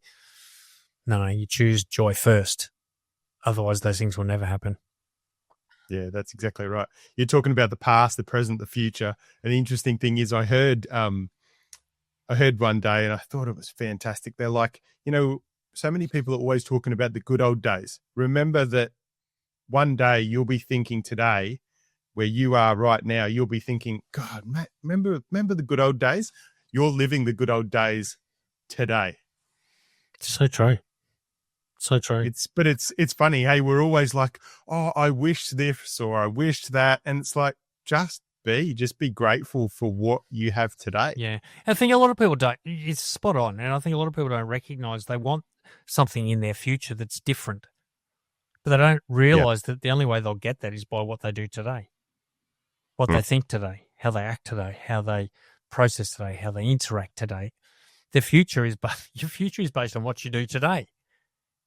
If you don't do anything today, then your future's not great. If you don't exercise today, then your future's not looking so good. If you don't save some money today, if you don't encourage people or compliment people today, it's going to have an impact on your future. And you're going to look back and go, oh, well, gee, I wish I'd done things differently. Well, you're here now so you don't have to look back and think you should do things differently. You're here today, do things differently today, and watch what happens in your future, because change for a lot of people, I think it's this extraordinary, tough, overwhelming process that is uncomfortable. It's not. It's simple decisions that we get to make every day that put us on a path. So the decision is, people, that's why people hit snooze, because they think it's not that big a deal. Oh, it's just today, I'll sleep in today. But they don't recognize that what they're doing is they're setting an intention. They're setting a mindset. They're laying tracks in their brain, which is leading them to a habit that's going to keep them stuck. Every time we react to something rather than respond, we think, oh, well, that person made me angry, and that they're not thinking about the actual mental process and that simple decision to just forgive or to give someone grace or whatever it might be, to, will I drink water or a can of Coke? That little decision that we think, oh, it's just one can of Coke, it's not a big deal. It's a big deal because it's not just the can of Coke, it's the decision, it's the habit that you potentially are creating in these, when we get up and go, okay, I'll go for a walk today. It's only half an hour and it didn't make any difference in this moment. But if I do it every day, the compound effect is massive. By eating breakfast every day is massive. By complimenting 5 people a day, the compound effect is massive, massive. That's where change comes, this compound effect of doing something almost seemingly insignificant, but doing it every day. Just even one thing. What is one thing that you could do differently, and start doing it every day? But don't let yourself off the hook. Don't let that thought process give you an excuse. Those simple things we do every day are the things that will create incredible change. There's no way I would be sitting here an author if it wasn't for that. People, and I've written 8 books, and people say, wow, that's impressive. And I'm thinking, it's not that impressive at all. Like, I spend no more than 15 minutes a day writing. No more than 15 minutes a day. There's nothing impressive about that, but I don't miss a day. And you might say that's impressive. I don't think that's impressive, because for me now it's just an unconscious habit. It's just what I do. It's not even a conscious thought. It's like, okay, I write today.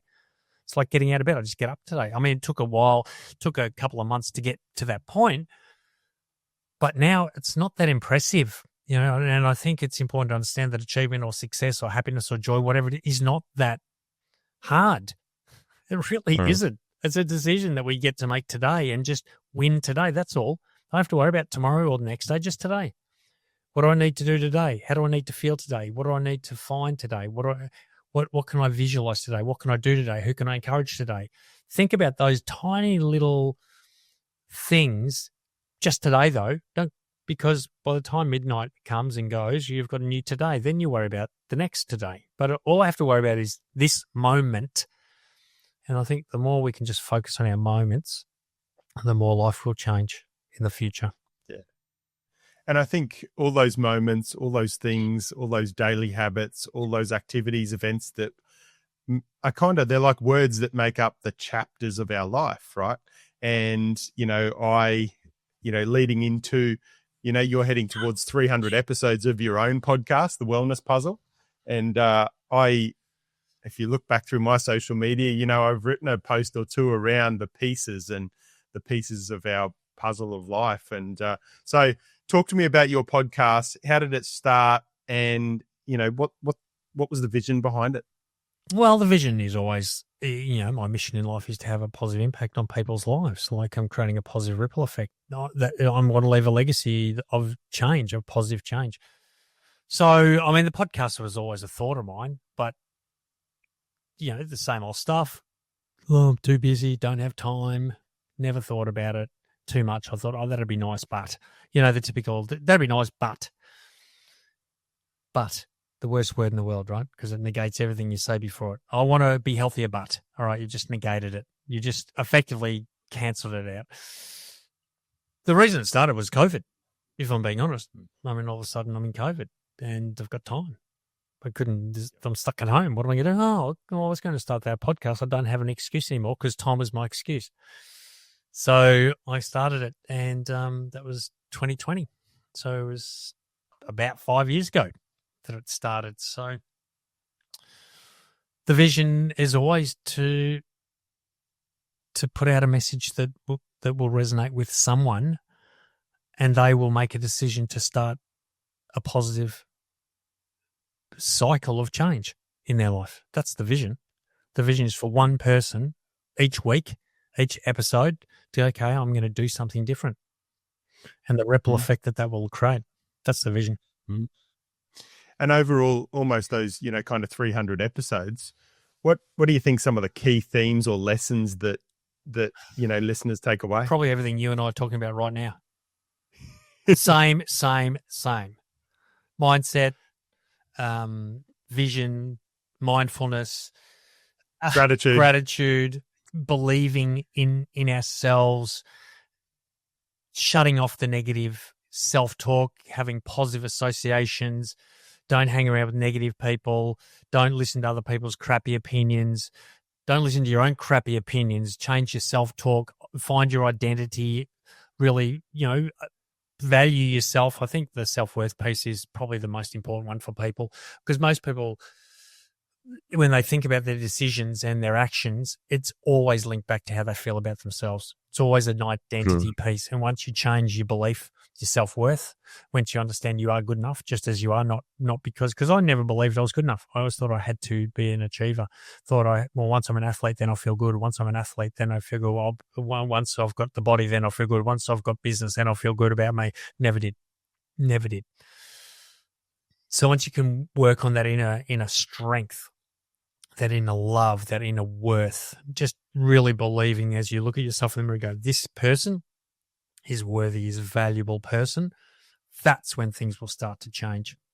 Try and change anything, create anything amazing in your life, and with no self-belief or self-worth, and it won't last. You might get there. You might make money, but you'll lose it. You might get a relationship, but you'll sabotage it. This is going to be quite condemning for me. I know this, but I'm a bit of a sucker when it comes to Married at First Sight, and it's I watch it because I'm a couple of reasons. I'm a bit of a romantic, but also I love the just watching this human behavior and trying to understand this human behavior. Now, there's a couple that beautiful, strong relationship, and the guy keeps doing these little dumb things, right? Dumb things like, angry, punched a hole in the wall, then started to complain about the partner, and then went on this date with another woman, and I can see the anger that's created and him trying to justify his behavior and her.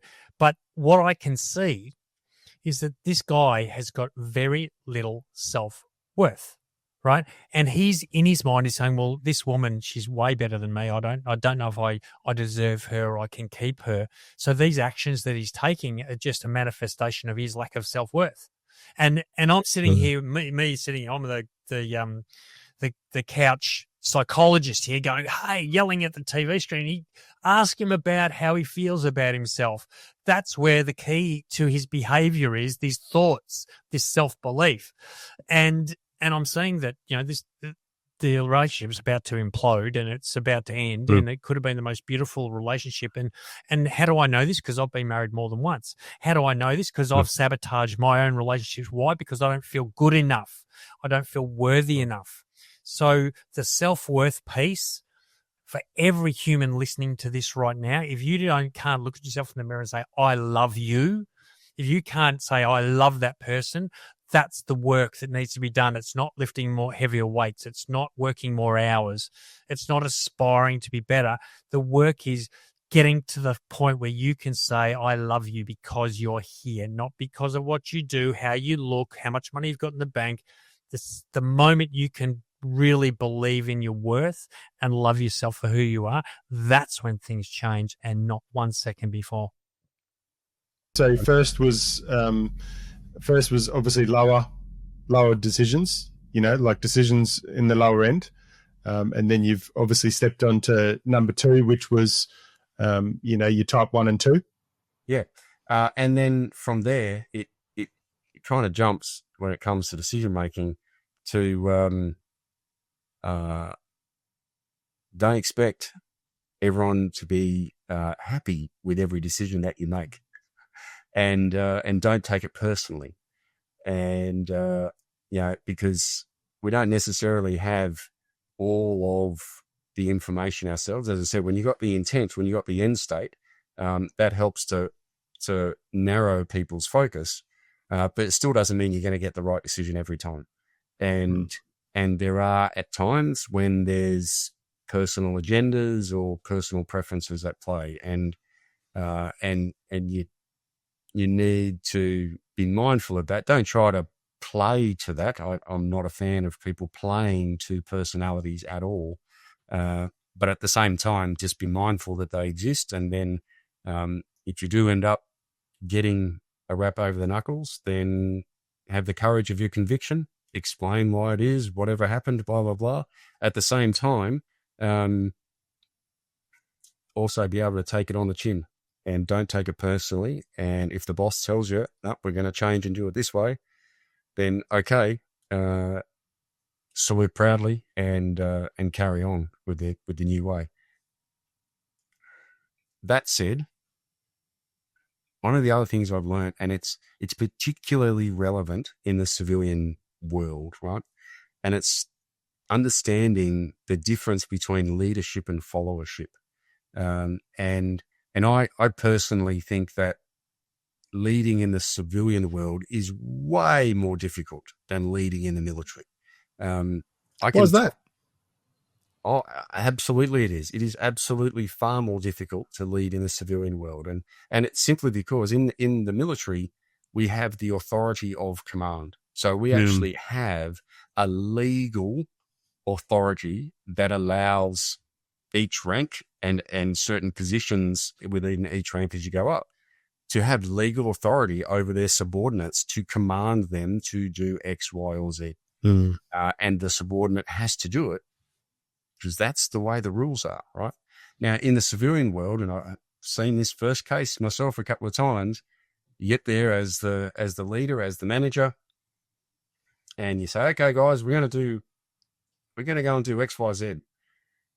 And a couple of people nod and a couple of people look across the table and say, no, I'm not. Right. Okay. Why not? No, because I reckon that's crap. Because I reckon that's rubbish. Because no, I've seen that before and it doesn't work.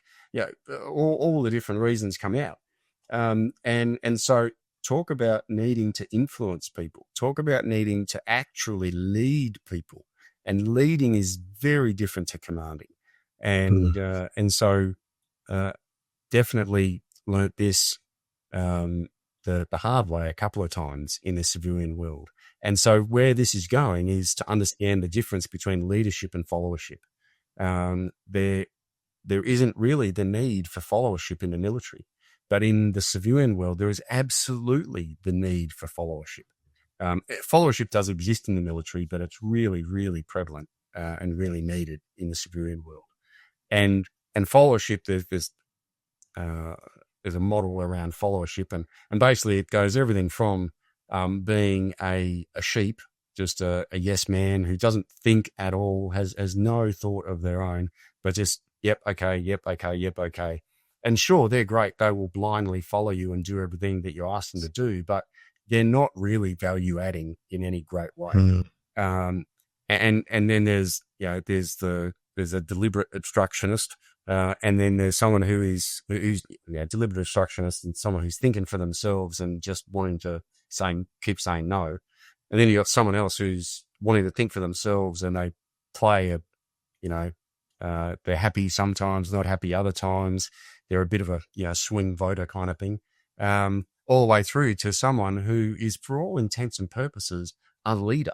For all intents and purposes, motivates the team, influences the team, is a self-starter, is a self-thinker.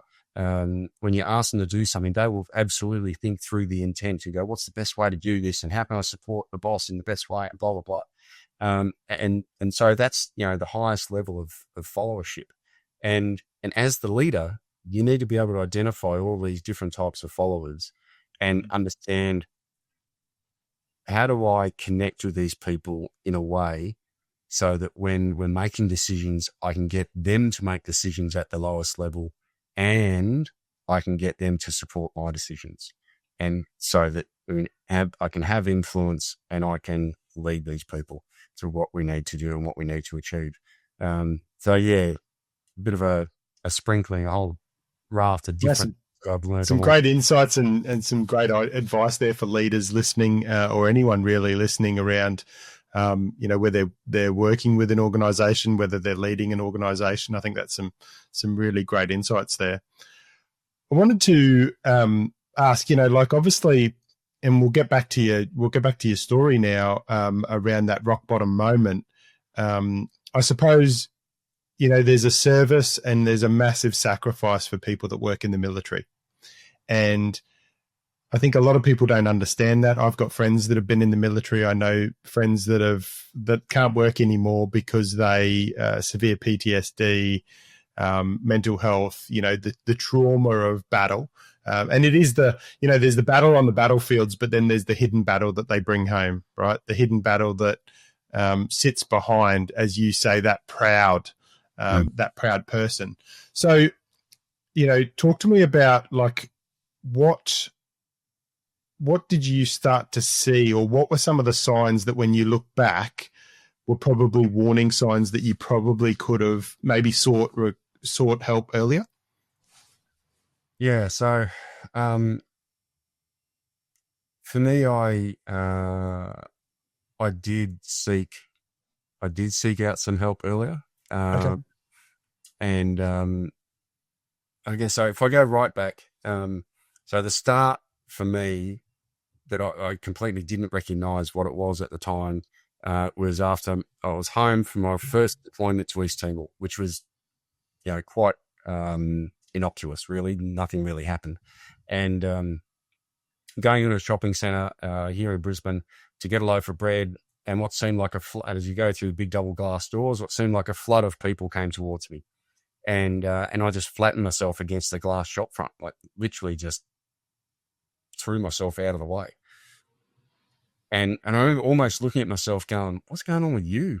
Like, what's happening there? And not being able to answer, like just having no words, no clue what was happening. And the flood of people eventually turned to a trickle, and I peeled myself off the glass, got a loaf of bread and ran away. And I didn't tell my wife, I didn't tell my mates, I didn't tell anybody about that because I was just completely confused. And I now know that was a panic attack. But I don't remember racing heart. I don't remember sweaty palms or anything. It just happened like that so quickly. And but at the time, just no understanding around what that was. And then, come through to 2003 after the deployment to Iraq, and I waking in the middle of the night, and this is where the bullying and the interpersonal and the toxic culture, all that kind of stuff really came in. And I'm waking in the middle of the night after I got back from that deployment, my wife lying next to me, and I'm screaming and crying, and and I turned around and I said, am I normal? What the hell is happening to me? And but again, being messed in the head was career termination for the ADF, so I certainly wasn't telling anybody at work. And so that was the start of me asking my wife, Megan, to keep it a secret, right? And so that was 2003, and that was when I knew something wasn't right. And then there was some more bullying at work and whatnot, and to the point where I actually couldn't raise my hand in public to ask a question because I'd literally chest poked and abused and whatever else about not asking a question.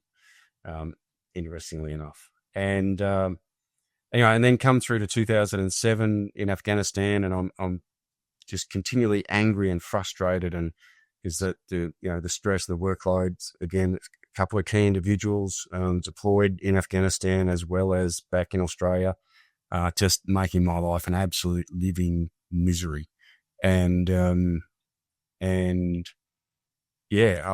got to the point where I was addressing down, talking to a young officer, and I realized they weren't looking at my face, they were looking at my hands, and my hands were just shaking like crazy.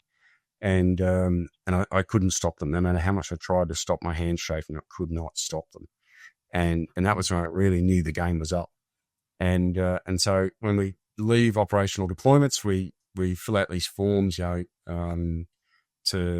psychological screening, and then we go and have a chat with a psychologist. And I had a chat with the psych, and I fessed up for what was going on for me and said, I need help. I need to see somebody. And unfortunately, it was another 3 months until I got to see a psychologist after I got home. And the two of us just did not gel. We did not gel at all. And I said, I'm done with this. I'm not going to bother any more psych work. And I just thought, if this is the best the army can do, and this is the best that psychology as a field can do, then I'll do it myself. Thank you very much. I'll just take care of it. And so I started hitting the bottle. And so that was, there's a couple of little flags in there so far, but I'll tell you what, when I was smashing the bottle every afternoon, then, and I wouldn't finish till the bottle was empty, whatever the bottle was. And it just one afternoon after the other. It's like, oh my God, look back now, it's so out of character. But at the time, that was just the numbing that I was doing. And of course, abusing alcohol, sleep was terrible again. So night terrors really started kicking in.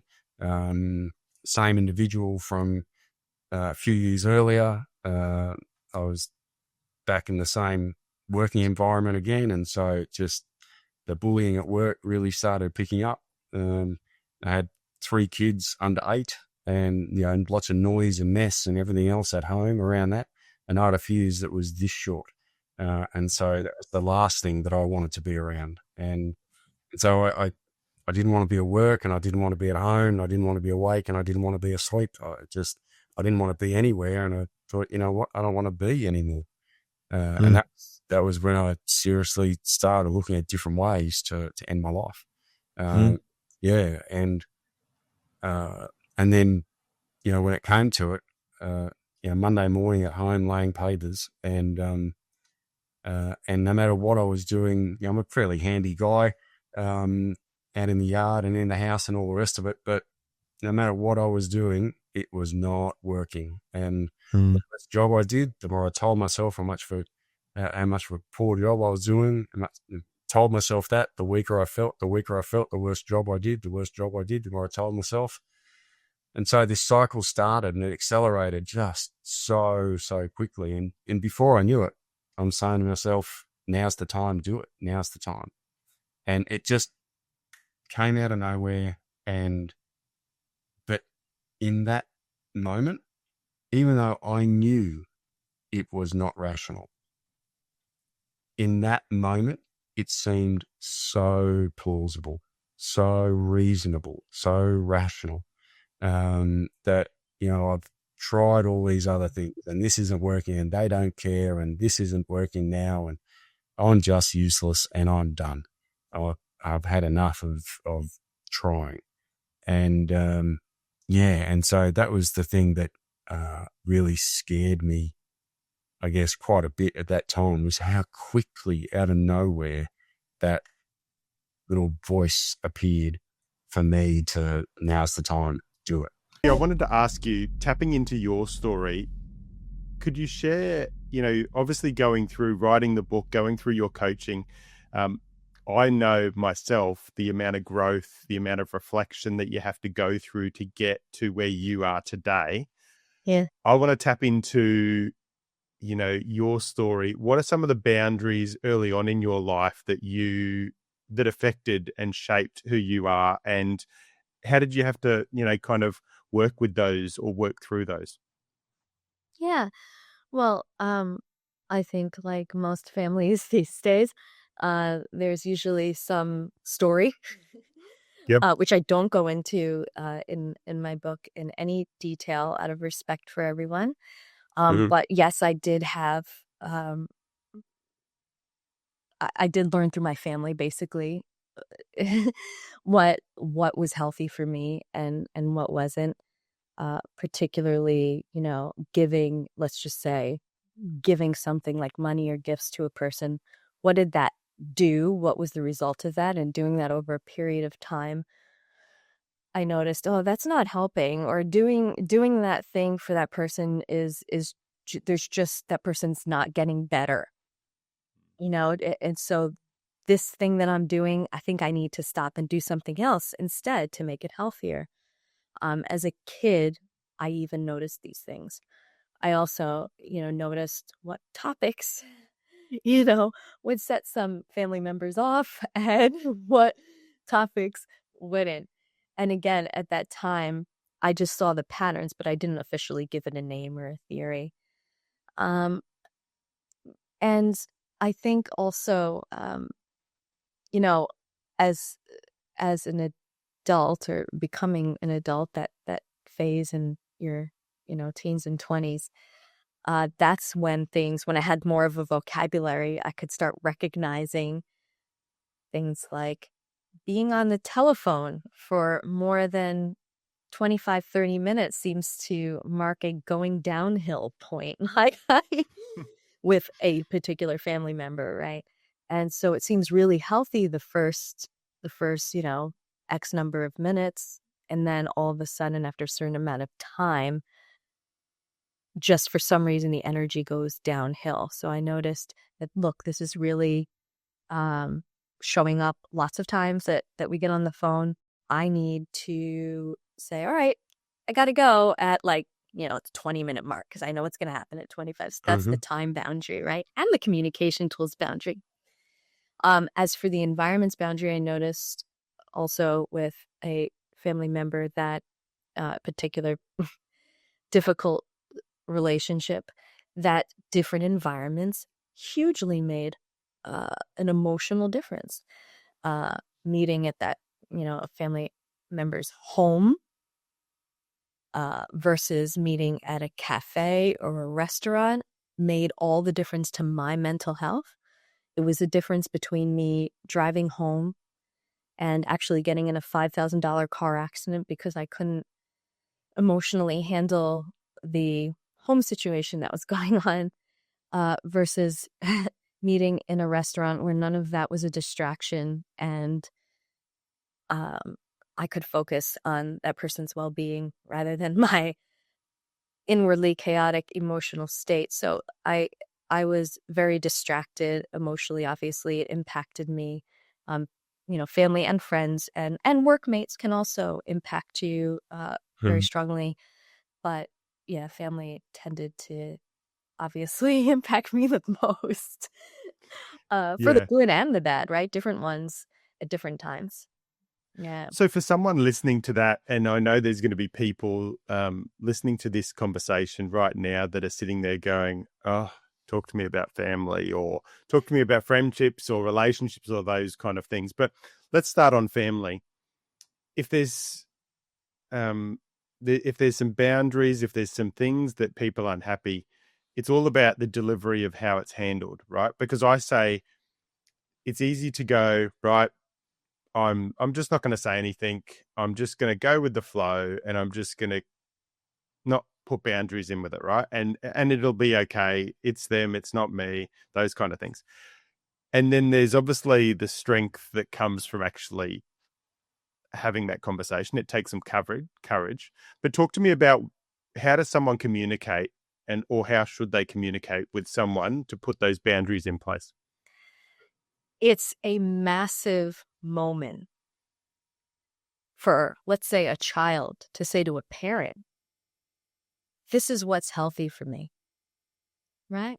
Because as a child,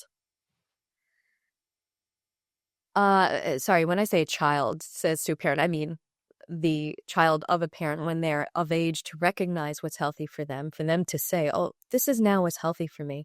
That's the time that a parent's true intention will come out, right? Do they really care about my health and what I believe is healthy for me, or what I know is healthy for me, or what studies have proven is healthy for me? It will really show their intention when you come out in that moment and say, Mom, Dad, this is really what's healthy for me. What's hard about that is, as a kid, or even siblings, right?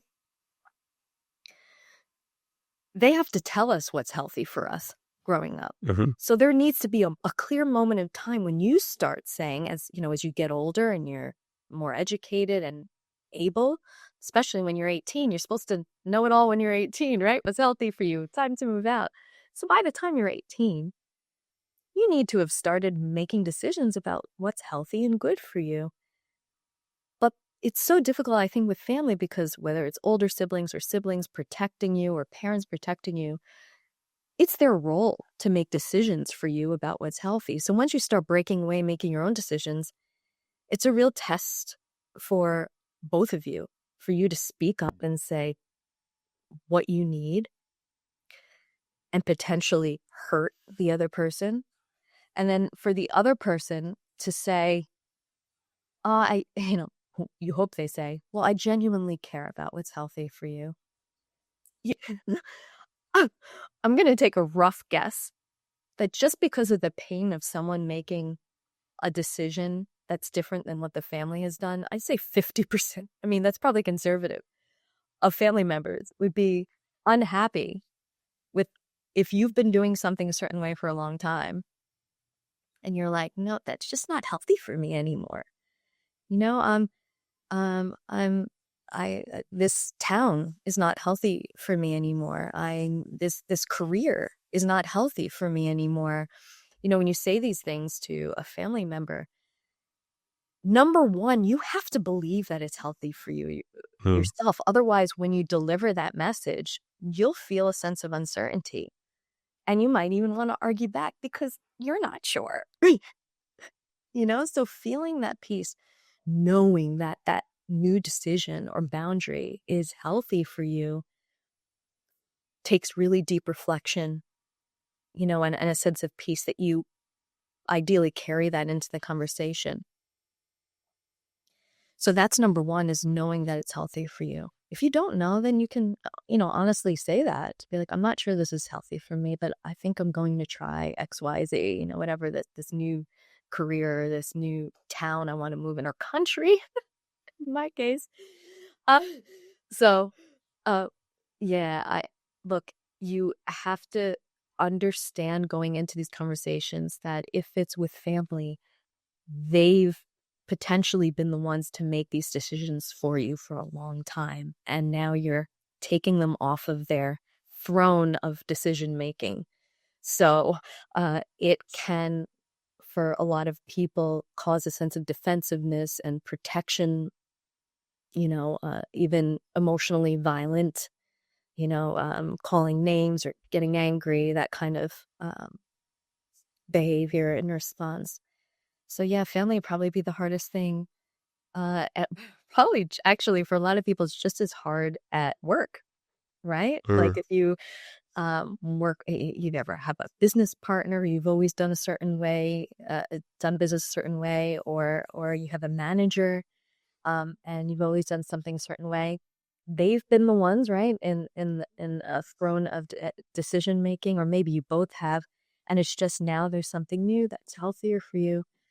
It's hard, but the key is to really know and believe that, look, this is what's healthy. And if I'm healthy, I can give more to everyone else, right?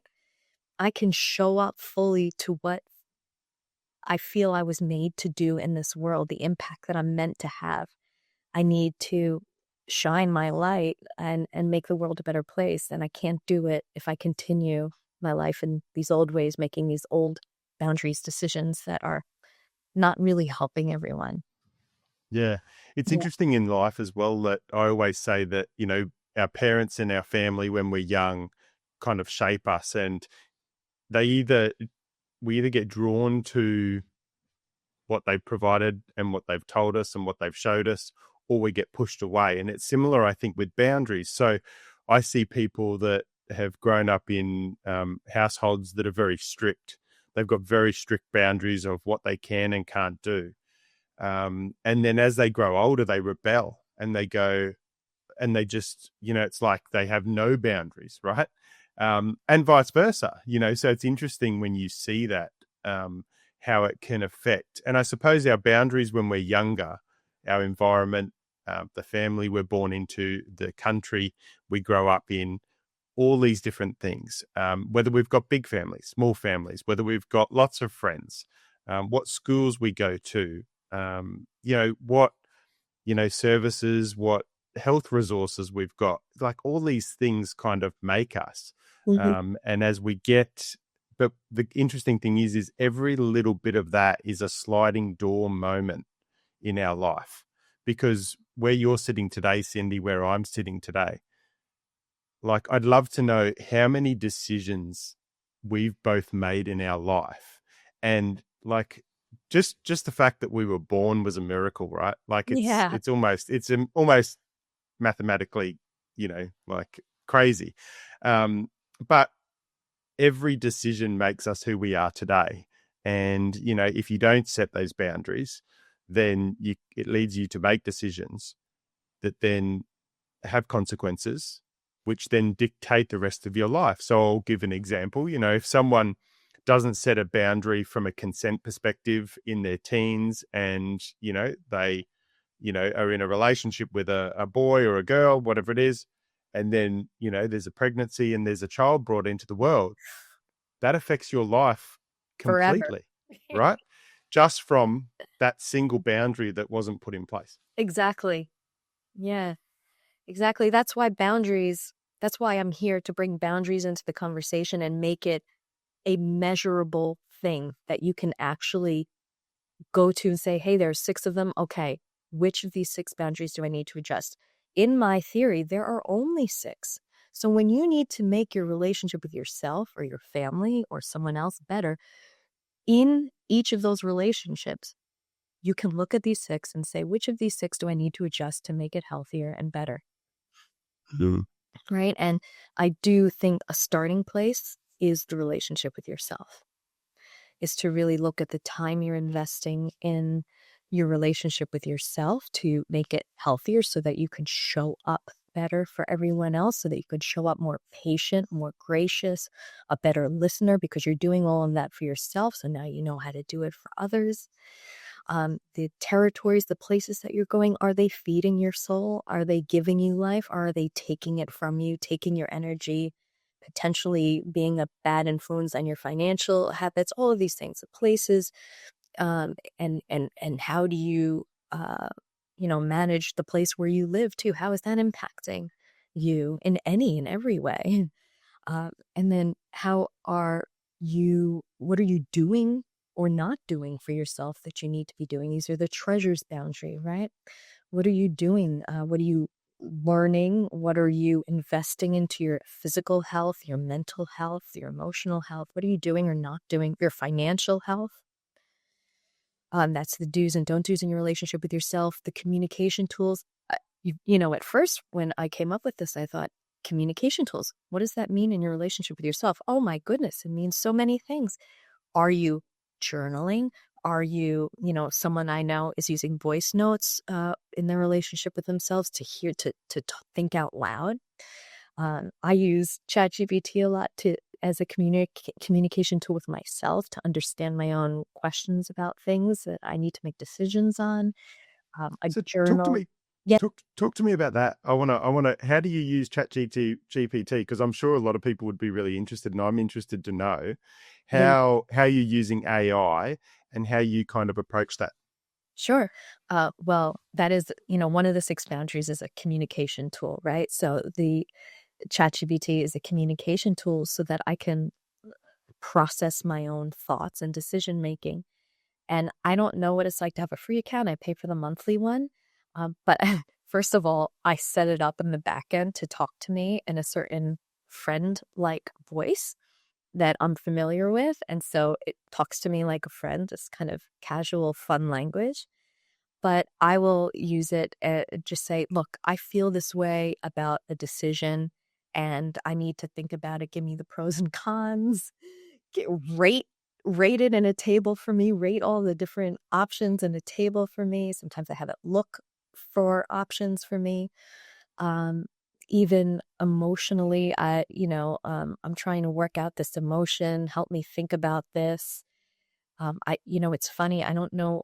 I said to one of my best friends the other day, I said, I use it for everything. I really don't know what I don't use it for when it comes to my relationship with myself and just making decisions in general.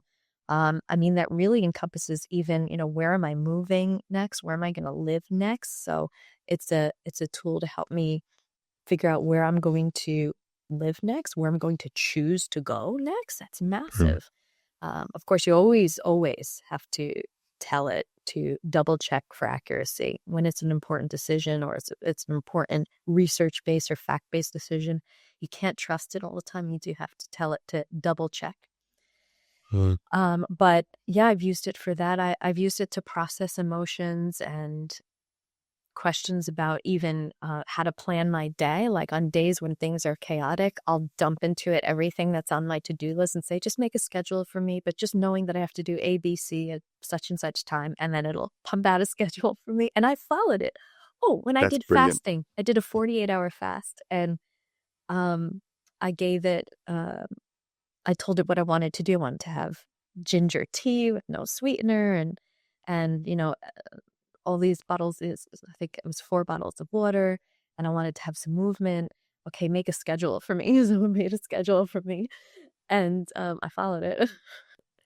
Yeah, that's awesome. I use AI a fair bit, and it's a time-saving resource. It also helps me, with my podcast, with my coaching, anything that I'm doing. It's interesting. I'm using it more and more, and the more you use it, you can then, like you're seeing it, people at the moment, like the other day, I was like, what would I look like as a superhero? Knowing what you know about me, what would I look like as a superhero? Or, you can ask it things like, if you use it quite a lot and it really gets to know you, you can kind of go, I'm thinking of booking a holiday. Knowing what you know about me and what I've been doing, where do you think would be the best place for me to recharge? Yeah. Right? And just see what it says, right? Yeah.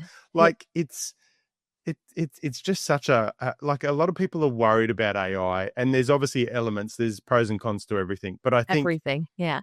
I think AI can really help in a lot of ways, and it can be a huge time saving resource as well. Mm-hmm. Because it gets you started on certain things where sometimes you're like, oh, I want to do this, but I just don't know where to start. And it will go, how about you start with these 2 paragraphs, right? Now, you don't start with those 2 paragraphs, but it gets your mind thinking, okay, cool. And then once you start writing and you're like, oh, I started. Rather than it kind of stops that procrastination sometimes as well. It does a lot of the mental labor. Yes. And you still have labor to do, but even just a small percentage can give you momentum. Yep. Right. Yeah. Yeah, definitely. Yeah. So, Cindy. Yeah, go ahead. We've talked about family. I know there'd be people listening on this. I know there's a lot of divorces, separations, relationship issues. Where do you think most people go wrong when it comes to setting boundaries in personal romantic relationships? Absolutely self-care. No doubts about this. No doubts about this. And what I mean by that, right, is that self-care in general, but also that it also means your boundaries with yourself. How much time are you investing in yourself? What are the places that you're going to or not going to that are life-giving or life-taking? What in your personal environment is life-giving or life-taking? What are you doing or not doing for yourself that's life-giving or life-taking? What communication tools are you using with yourself? To-do lists, by the way, are one of those, or a goal list, or some people refer to an action board or a vision board. All of these things. What are you doing to fill yourself up with life that you can pour out into the other person or the other people at your job or to the community or world at large? When we don't grow in ourselves, we stunt the relationships of every other, all the other relationships in our lives. I've seen, so many stories, online, being, a single female, so many stories of other singles who, broke it off because the other person wasn't taking care of themselves, and to take care of their own sanity, they had to go off onto their own path, had to leave the relationship. So lack of self-care is a huge reason why a lot of relationships you forget yourself, you lose yourself in a relationship. It happens so much.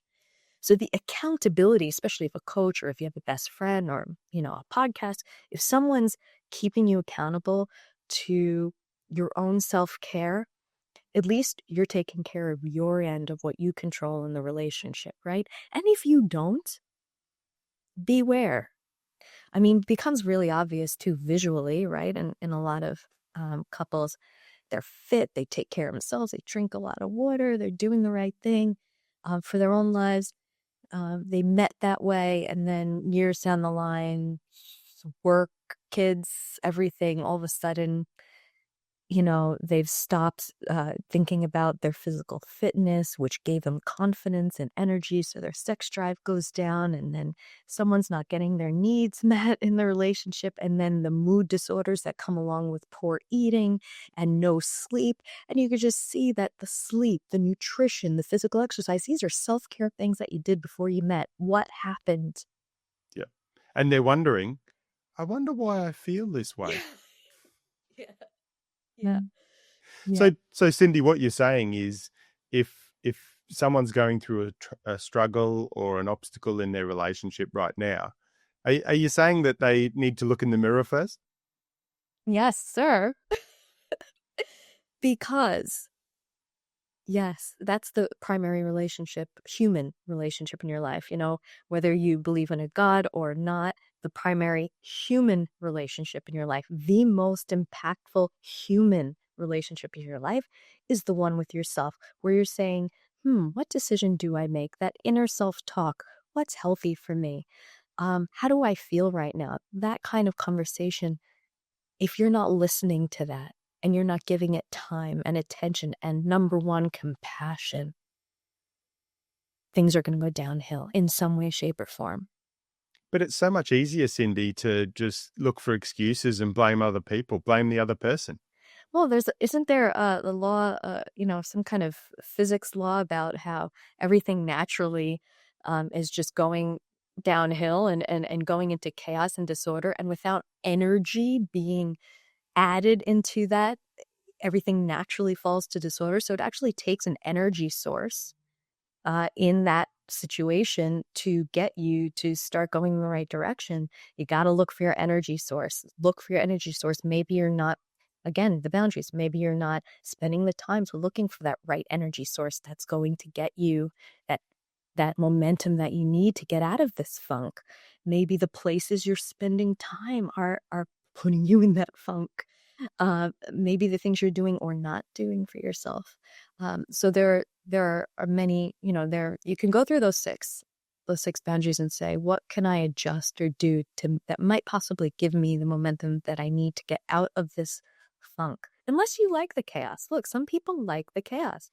Then accept it, embrace it. If you like the darkness and chaos, then there you go. You're getting what you love. I think when you talk about, boys growing up and the struggle there, I think overall in society, there is a complete identity crisis. People don't know a lot of the time who they are, who they should be, who they're expected to be. They completely lose. Okay, I'm a boy.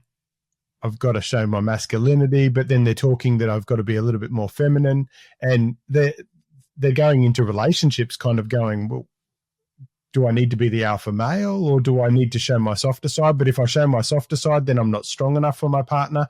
Like there's all these things that are going on. And like I say, the earth, when it comes to people's identity, to men, to women, to relationships, I think the Earth's kind of a little bit off its axis at the moment. And from a deeper perspective, we can see all the issues around the world. It's a pretty crazy world out there. And when people are dealing with mental health, when people are dealing with struggling with their identity, they're dealing with their past, their traumas, their childhood, all the things that are kind of happen throughout their life.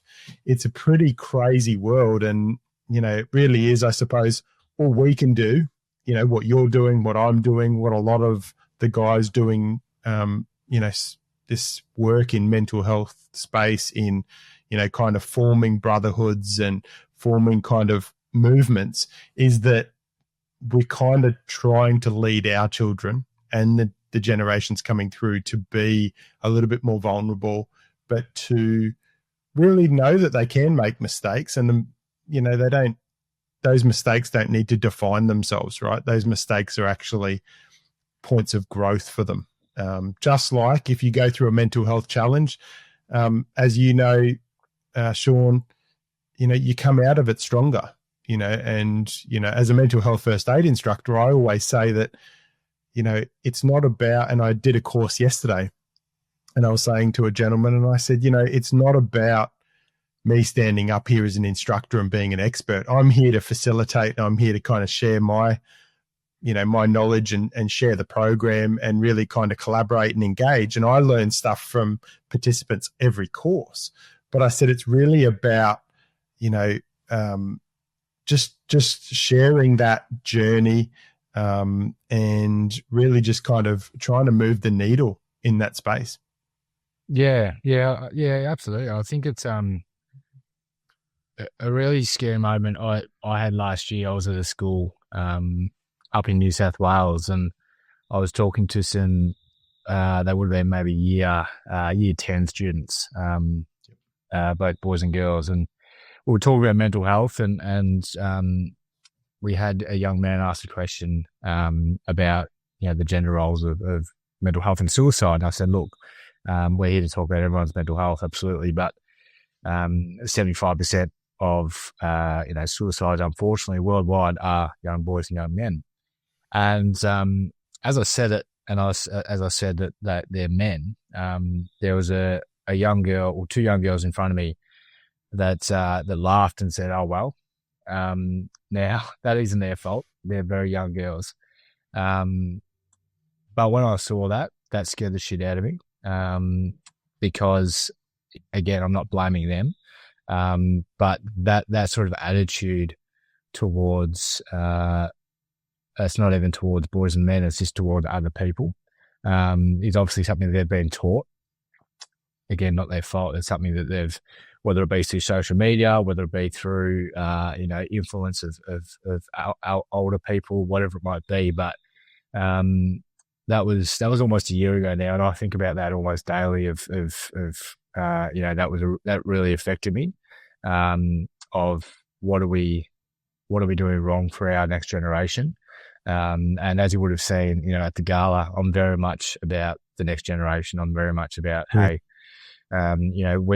we sort of grew up in a time where we didn't talk about mental health. We didn't talk about suicide prevention. Now we are talking about it, but we've got to try and make sure we're doing it right for the next generation. And I think a lot of factors go into that, including just that, I suppose, that mutual respect for everyone, depending on their race, religion, their sexuality, their gender, all those sorts of things, having that respect for everyone and having that I suppose, that personal acknowledgement of other people. And I think that becomes vulnerability too.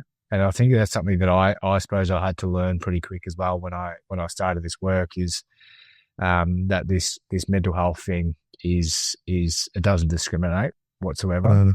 It goes through all pillars of life, all of our different adversities throughout the world. And if we're talking about just Australia, it goes even deeper too. So I think that's a really, really tough thing about what's going on at the moment, especially with social media. But it's something that, again, us adults, is something that we really have to try and make sure that we're looking after that next generation, and molding something, I suppose, that they can go into a world where they don't have to, if they do make mistakes, that they can, I suppose, get through those mistakes and become better people.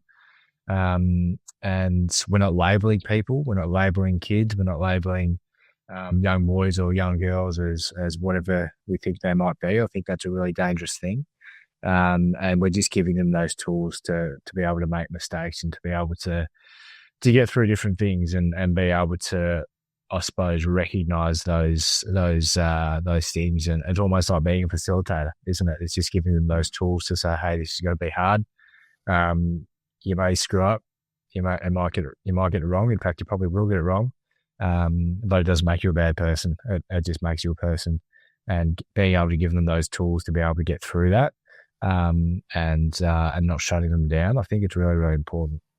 I think also as well, when topics come up or things, and I'll give you an example. I've got an almost 16-year-old and a son that just turned 18, and going through the journey that I have, I've spoken to them very openly and honestly through that process, and probably it's gained even more strength and probably more pace, talking even more openly and honestly to them as the journey kind of progressed. But when things, I remember sitting in the car one day with my almost 16-year-old, and this was probably maybe 3 years ago, and he said, "Oh, Dad, I just saw, 12-year-old girl just took her life because of bullying online," right?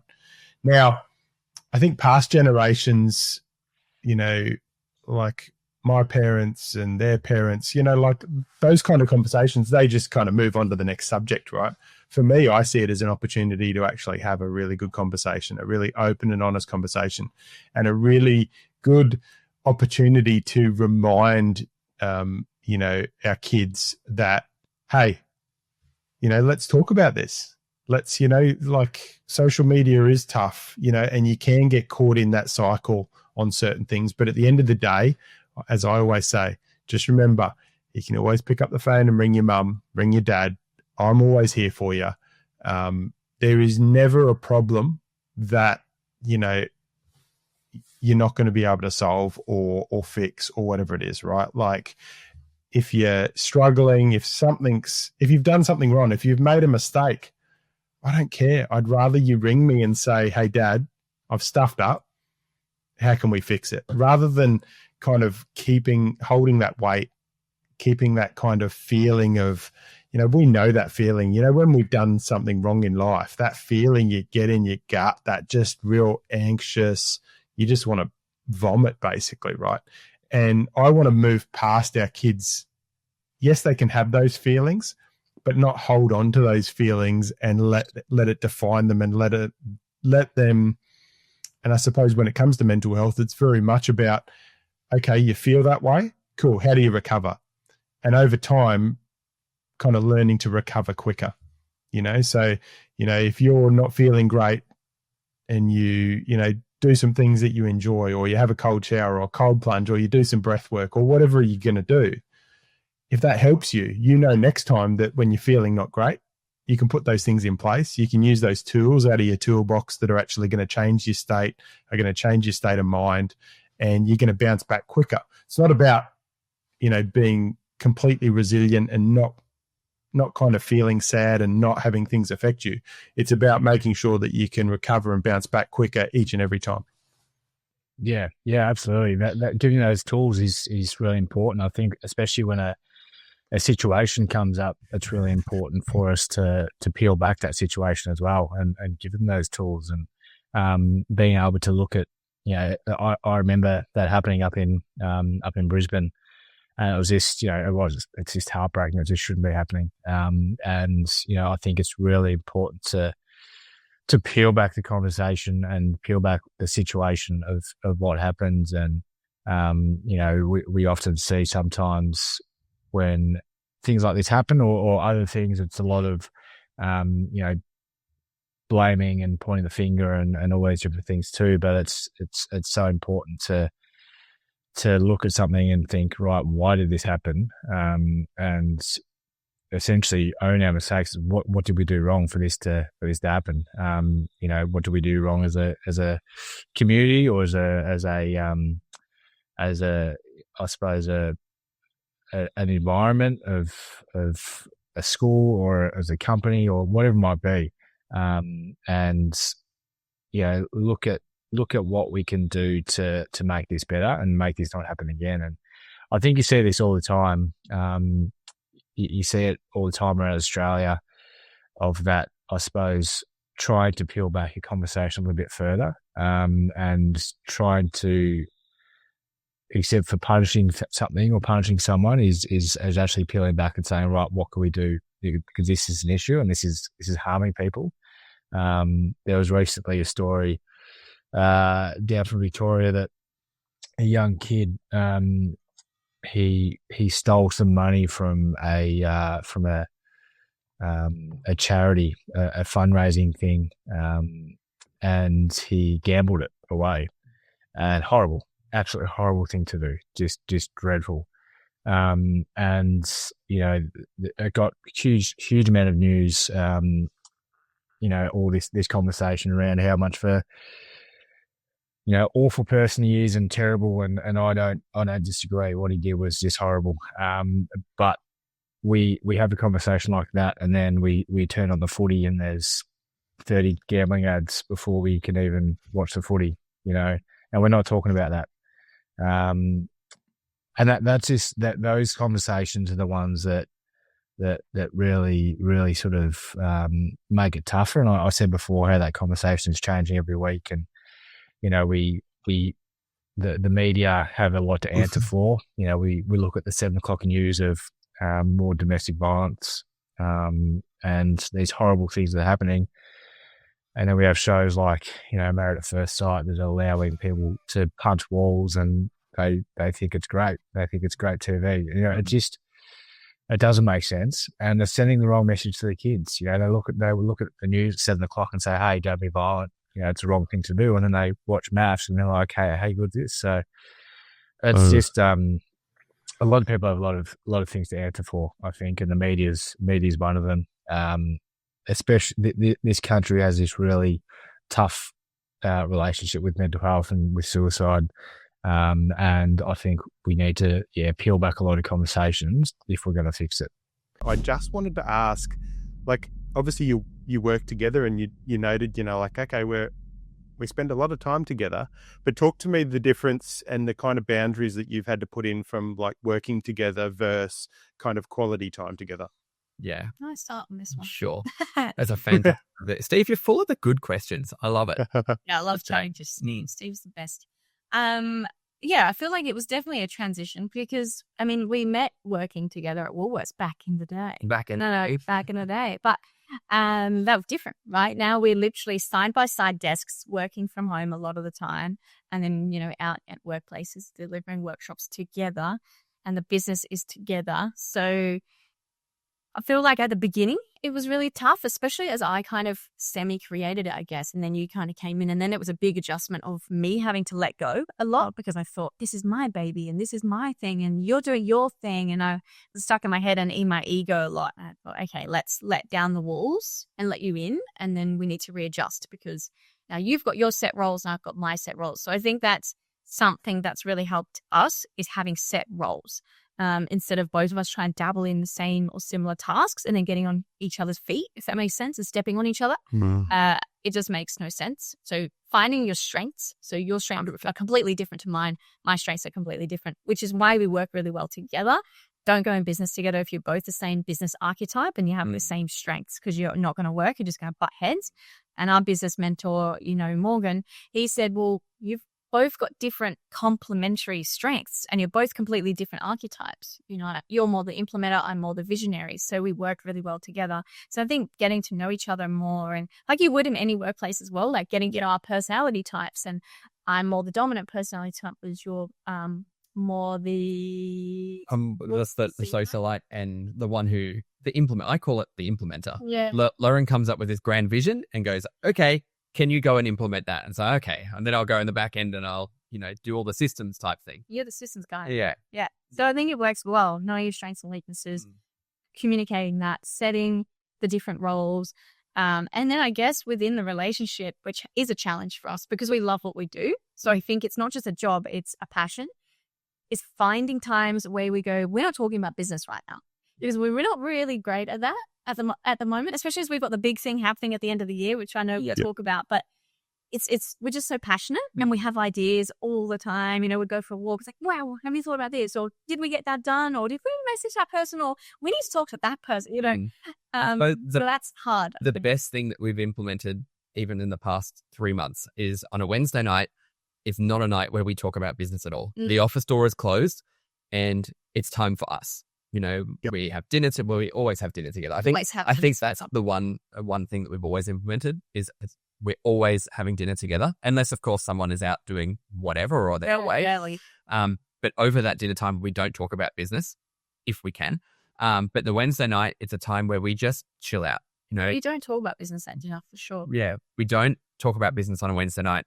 We literally either we're out doing something or we are, you know, watching TV, doing something for ourselves essentially, but together. And then at least one day of the weekend as well. You know, at the moment we're training for Quater. So we go out for a hike once a week and it's just a time to get in nature and just enjoy each other's company.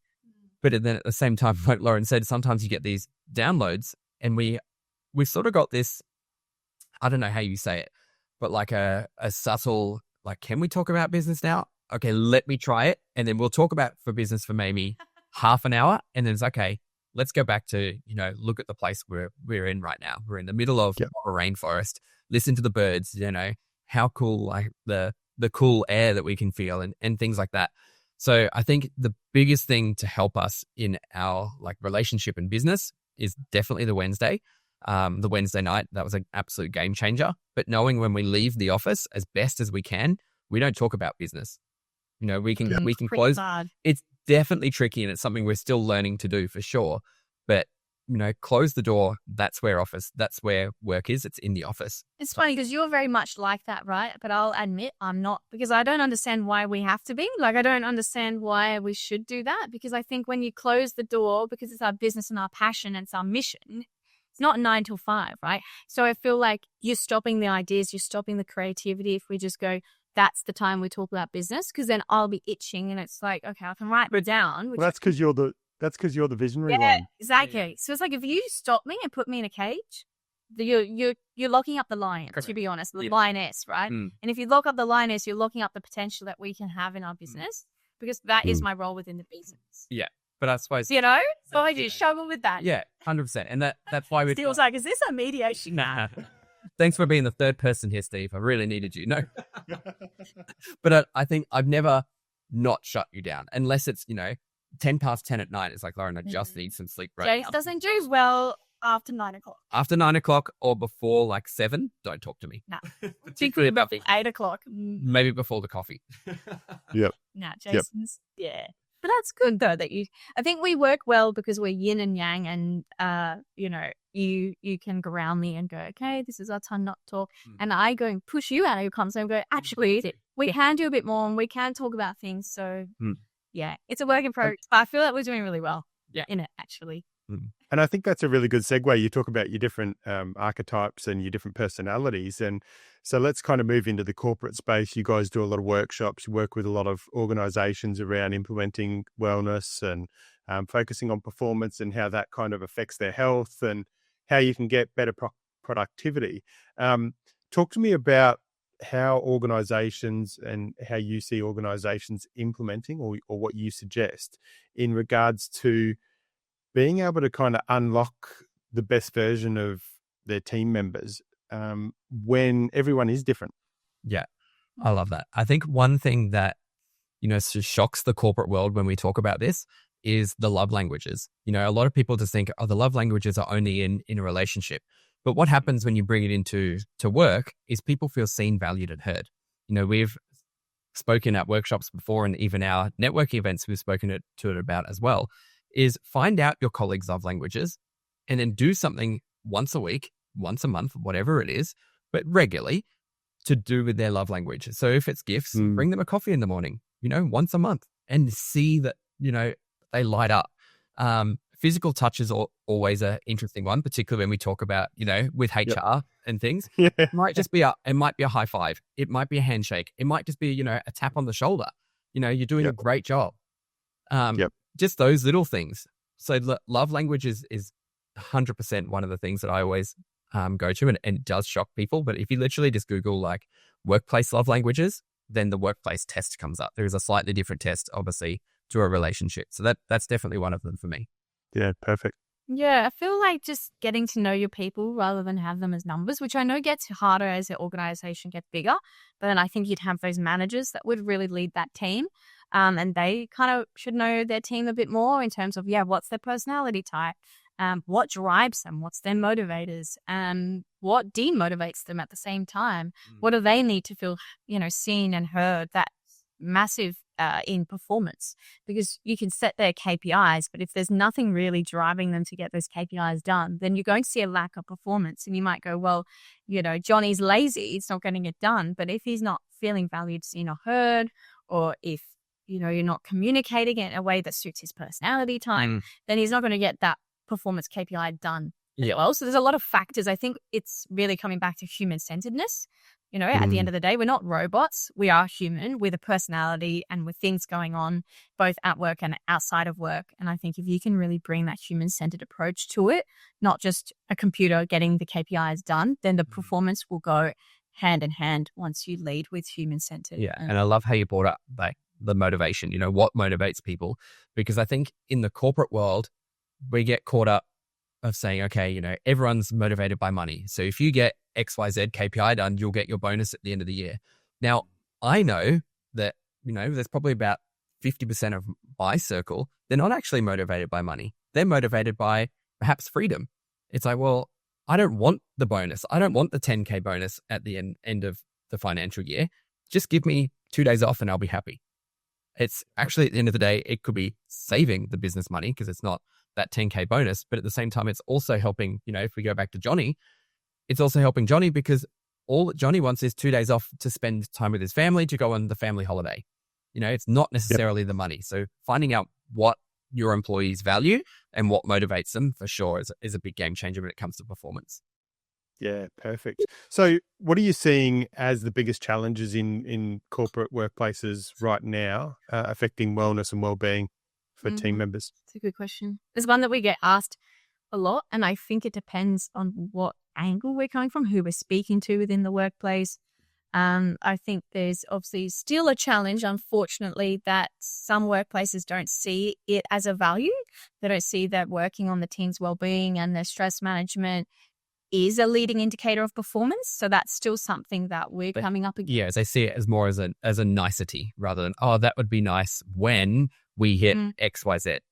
Yeah, people feel like they're too busy to be able to prioritize it. So there's still resistance there. So I think that's a common trend still, unfortunately, and that we're fighting against in some way because we can't get into the workplace if they're not open to even having a conversation. So that's definitely something. I don't know if you can comment further. Yeah, I suppose when we're talking to an individual, it's like, wow, we really need this in my business. We really need this in my workplace. Great. Can you connect me with the manager? Sure enough, they do that. We explain what we do and how we can help your business in terms of culture, performance, retention. It's like, yeah, look, that is something, but at the moment, we've got this in at the moment. Or it might be, we're coming to the end of the financial year, budgets are a little bit tight. It's like, yeah, okay, budgets may be tight, but imagine when we come in and then performance of your staff increases, how much more cash flow you would get into your organization. And then that's when you can start to see the almost like the realizations like, okay. But it's that's one of the first barriers that we hit for sure is, no, we're waiting for XYZ or we're waiting for the team to get bigger. Well, you don't need to wait until your team gets bigger. We've worked with teams of 10 before, and literally in their organizations, a team of 10. And then because we've helped that 10, they're in their thriving state because then they've been able to scale from there. It is a lot harder, and I'm not saying it's impossible, but it's a lot harder to scale when your team is not thriving. Yeah. So it's always... When you think about it, if you have an organization that say, hey, Jace, hey, Lauren, we've got 1,500 people and we need to change our workplace performance and well-being culture. It's a lot harder, right, when you're kind of a business that's kind of just massive compared to a business that starts and maybe they only have 3 or 4, right? But if you can get that culture and the foundations laid, when they do grow their business into multiple locations or whatever industry it will be different. But then they can build with that from the start, rather than going, how do we implement this? And it's like, okay, you got 1,500 people in your organization. Wow, this is not going to be able to just flick a switch and we fix it. This is going to kind of take some time. But they're like, okay, so can you put that into a 45-minute session? Yeah, exactly. Yeah. Yeah.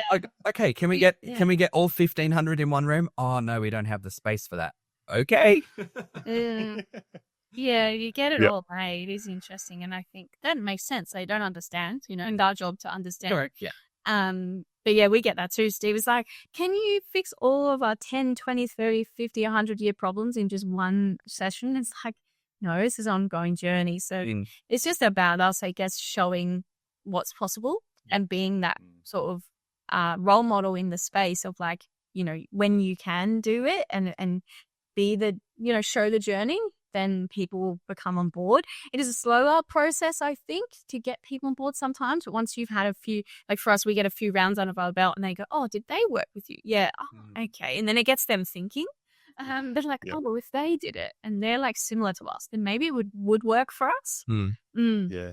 It's one of the things I really struggle with is that, like I'll chat to someone and I'll say, 2-day mental health first aid course, or we can do a blended online, and this is the investment, and people will be like, oh, yep, and they talk about, we can't really quite afford that at the moment, and I sit there and I go, but you're paying recruitment companies like 5, 10, 15, 20,000 to get someone on because you've just had a little bit of churn and burn in your business. Why have you had the churn and burn in your business, right? And I always say, and you'd relate to this as well, Lauren, it's about like gyms, right? Gyms are always like in shopping centers and trying to get more members in. If they actually would focus the investment and the money and the time on the members in their community, they wouldn't actually have to do as much of that outbound, because their members would be posting on Instagram, would be posting on their stories, would be saying to friends, hey, this is like an amazing gym. The community is fantastic. You've got to come and join. And you would just have lines out the door because people would just be coming through and being attracted. And it's like, whether it's a gym or whether it's an organization, it's having that organization and that environment of attraction where people want to work for you. People want to be within that environment. Yeah, I like that analogy of the gym because it's so true. And it's actually a conversation I've had recently with my brother, because he works in that space of corrective exercise. And I said to him, like, there's so many injuries and things that are coming forward in gyms, and then people have to leave. And it's the same in workplaces. It's a mental injury or some sort of toxic workplace that creates them leaving, causes them to leave. And so your retention's really low.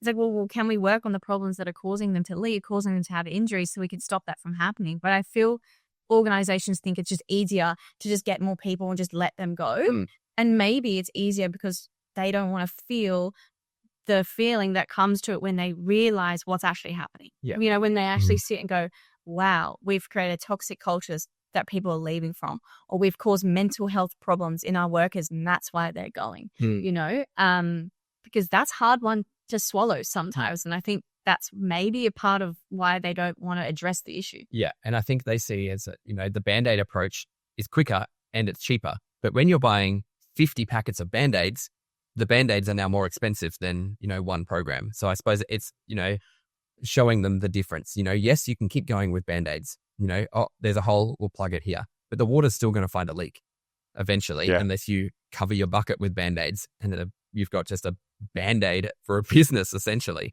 Whereas if we, were to come in, we're able to fix the problem at the root cause right there and then, you don't need a Band-Aid anymore and you're done. You're set for however long. You can't create a business or organization on shaky ground. Like, it's really about creating the strengths and the foundations from the ground and then nurturing it as it grows. Because I think people can grow too quickly in the organization too, and then they realize they've got all these problems. And then the organization will crumble. I think we'll see the rise in the workplaces that are really doing these sorts of things properly, working on their well-being, looking after their teams. They're the ones that are going to last in the next 10, 20, 50 years, because it's become something that people are becoming aware of. People can leave your organization to work for those businesses so fast. Correct. It's so competitive out there these days. So, yeah. And people are not necessarily looking for, we've gone to the days where I'm going to leave this job because I get more money over there. People are actually leaving their job for a job with less pay because they feel more valued at this position or at this new role. So that's where people especially the new generations coming forward, like thinking about our generation and younger ones. We value totally different things. But I think the older generation, maybe the boomers, they want the money. Like they just see the pay packet, they turn up to work, they get their work done and they go home, and that's what they're in for. But then the people like us and in this generation, we value freedom. We value autonomy. There's just so many different aspects that come into retaining your staff now. It comes right back to what motivates your staff, what does your staff value, and really just getting to know your staff. That's, honestly the best way to fix things. Just get to know your staff. What do they want?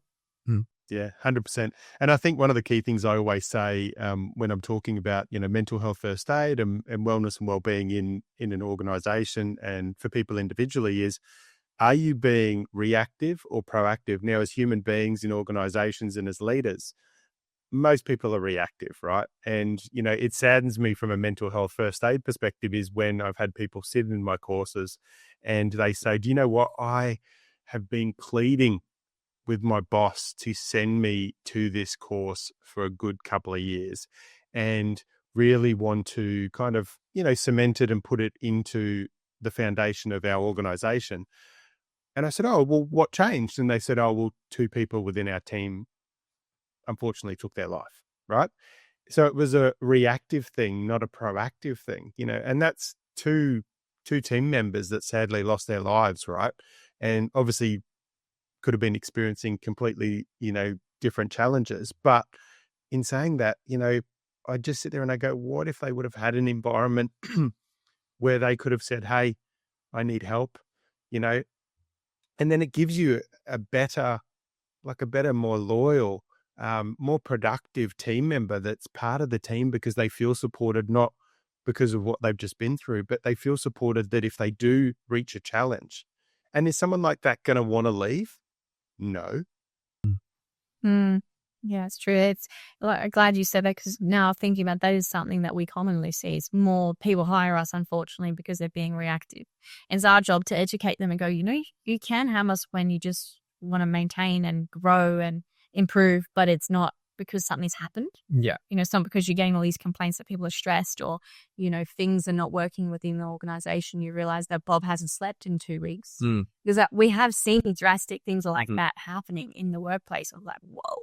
And you bring it to light. You go, do you realize that some of your team are not sleeping and they're working 80 hours a week? Oh, are they? I'm like, you must know this. But because we do our audits and stuff, we, fill in the gaps for them and I guess get information that they might not necessarily get from their team. So that's also a good reason, I think, to get external people into your business, is because we can see things from a different lens, and also people can trust us because they can be anonymous, right? They're not going to their boss directly to tell them that they're struggling as well. So that's always a good segue, I think, to get this ball rolling. And presentation skills are very much, and I suppose public speaking is very critical to the success in someone's career, in kind of pitching a product, in, pitching an organization, pitching an idea. But only about 38%, I think, actually feel confident speaking in front of others. We have a lot of fears, and unfortunately, our fears that we feel so intense that we think that we're the only ones experiencing them. So, and because they feel so heavy in our mind, we will look at someone else and we'll go, oh my gosh, it's easy for them. Or why can they get up and present and they don't have what I have? So we have this comparisonitis, which really doesn't serve us because we have no idea what's going on inside someone else's mind or what they've actually had to go through before it's come time to present. And I can tell you, I've worked with people at all levels of their careers, all industries. We all face the same fears. They just show up for us in different ways and to different degrees. So to see it from my side, where I'm training so many different types of people, it's a real neutralizer because we've all got it. It's just, how does it show up and how do we actually manage it? And there's an expectation that just because we're talking every day, we should be able to just get up and present. So it's not something that's trained enough. It's not something that's taught enough, but there is a heavy expectation in most roles. Well, just get up to present because you talk, so you can express in every single scenario. So I think we need to be much kinder to ourselves and understand that it is totally a skill set and nerves are normal. And our body is actually getting us prepared for a brand new scenario. We've got adrenaline and cortisol, and it's an amazing thing. But what happens is we get so afraid and we go into gridlock and we're like, I don't want to feel nervous. And then that tension creates extra nerves. And if our body disconnects from our brain and they're not working together, it's really hard to come back from that. If our physiology takes over, it's so hard to come back from that disconnect. Yeah. What are some of the things that you do, or you did, or you may still do in regards to, getting ready and getting prepared mentally for, standing up on stage or, delivering a keynote? Some things that I used to do that I do not do anymore and I do not recommend is when I was doing comedy and even in the start of my speaking career, I would rote learn. So we tend to fall into two categories. We're either a heavy scripter or we're a bullet pointer. I was a hardcore scripter. So I would learn and memorize every single word because to me that felt like a safety blanket and it felt like a security tool and approach. But it's actually a real trap because if we forget one word, the entire thing unravels and then we've just got no idea where to go and we're trying to find our way. But if we feel nerves, then there's that disconnect. So that is something that I used to do and do not do anymore and do not recommend at all. One of the best breathing techniques that I still do to this day and have learned was I had no idea how to breathe through my comedy career. And for the first 5 years, I legitimately thought, oh yeah, you just breathe in and breathe out and breathe in and breathe out. And I would get so dizzy. And like after each Melbourne International Comedy Festival, I would get like the flu for a week. And I think that was totally normal, but it wasn't. I just wasn't managing my physiology correctly. And I tried so many different modalities to try to work out how do I take better care of my body while I'm going through these high energetic bursts. And then I found, have you heard of Feldenkrais, Alexander technique? No. It's a modality that includes biofeedback. And one of the breathing tools that I learned was to breathe in for 4 seconds, to hold for 2 seconds, and then to breathe out for 4 seconds. And the reason for me that has become so powerful is because if we're focused on counting, we can't also be in any kind of anxious or worrisome loop. So it totally brings us into the present moment. But even more importantly so our brain and our body are connected. So if I'm thinking I'm anxious, I'm nervous, I'm not ready, they're not going to like me, that sends a signal to my body going, I'm nervous. If we're feeling butterflies, sweaty palms, knocky knees, that's sending a signal back to our brain going, I feel nervous, which means I'm thinking I'm nervous. So when we're doing this counting, it's actually our brain telling our body, I'm in control of this. So it's actually a really powerful way to disrupt this self-sabotaging cycle that we can so easily get wrapped up in. So I'm always doing 4-2-4, 4-2-4, 4-2-4. And the coolest part is that no one can see how you're breathing. So no one's ever going to go, oh my God, Steve, are you doing the 4-2-4? I can't believe it. How dare you? So it's a powerful, powerful technique. Especially when, you don't necessarily have anywhere near you that you can actually move. Which leads me to my next tip and tool that I always do is dance and sing. So when we're getting ready to present or, do comedy or whatever it is, we've got extra hormones flooding through our system, adrenaline and cortisol. And the reason why people shake, the reason why we will, choke over our words, the reason why people pace or the sweating, it's because we've got all this extra energy. So if we're not managing it, it's got to come out in a way that we are not intending it to come out. So we want to exercise it and manage it so that we're in the perfect state. And dancing and singing is the best way because we're warming up our vocals and we're actually moving our body. And if it's a song that we love, we are dancing and singing. It's taking us out of the anxiety mindset and into just a space where our vibe is so high.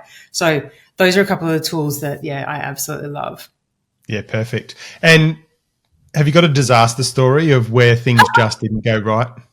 Ooh,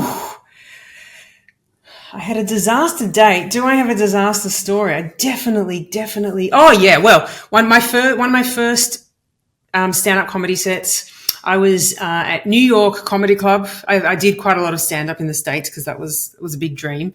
And it was my first one, 5 minutes, New York Comedy Club, was rote learning everything, which, as I said, not a good plan. I had bullet points for my jokes, like one keyword written on my palm just in case I forgot. I get up there, I say my first joke, and then complete emotional block. And I'm standing there completely like sweating, staring like a deer in headlights. I'm like, I've got 4 minutes left. I couldn't remember anything, couldn't remember my name, couldn't remember any joke I'd ever written, nothing. I look down at my hand, it's a giant smudge mark because I was sweating so hard. And I'm like, oh my God, what do I do? And I was like the level of panic, I can still feel it now. It's still so real. So there was a table where one of my friends was at, and I just sort of like looked around the room, locked eyes with her, took a breath, and then eventually it came back. So yeah, that was very, very scary, and also probably when I stopped rote learning. Yeah, it's interesting. Some of the public speaking I've done, it's interesting. You think you need to script everything. And I love the point that you make not to, because you do. Because if you miss something, then you'll go, oh, what do I say? Hang on. And then you just completely unravel, right? As you said.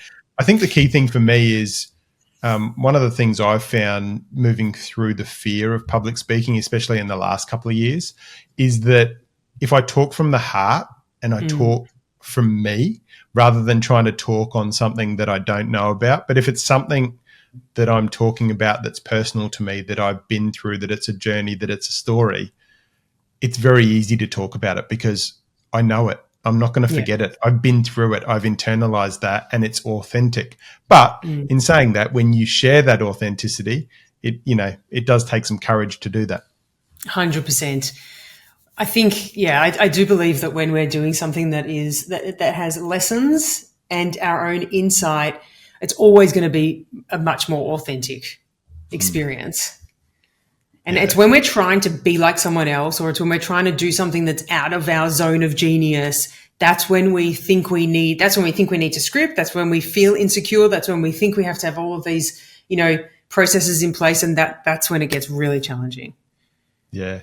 Now, I want to talk to you about magic because obviously comedian and magician. Yes, I very unexpectedly became a magician and a mentalist 5 years ago. I think it was 5 years ago now. Yeah. So what a great year. What a great year it was. Well, it's actually because of that year. It is because we had many lockdown experiences in Melbourne, and I was, I believe, 38 at the time. No kids, covered everything in my apartment in glitter, glue, and sparkles.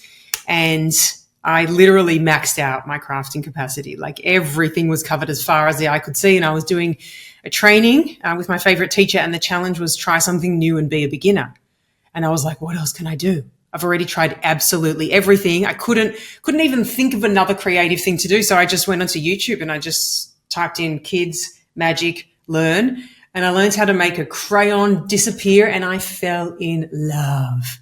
I just fell so hard and just, head over heels, and the sense of awe and the sense of wonder and the sense of intrigue and the way that it allowed me to get so immersed in the joy of the experience. I was able to disconnect from everything that was happening around us and just be so present in the moment. And I was like, this is too good.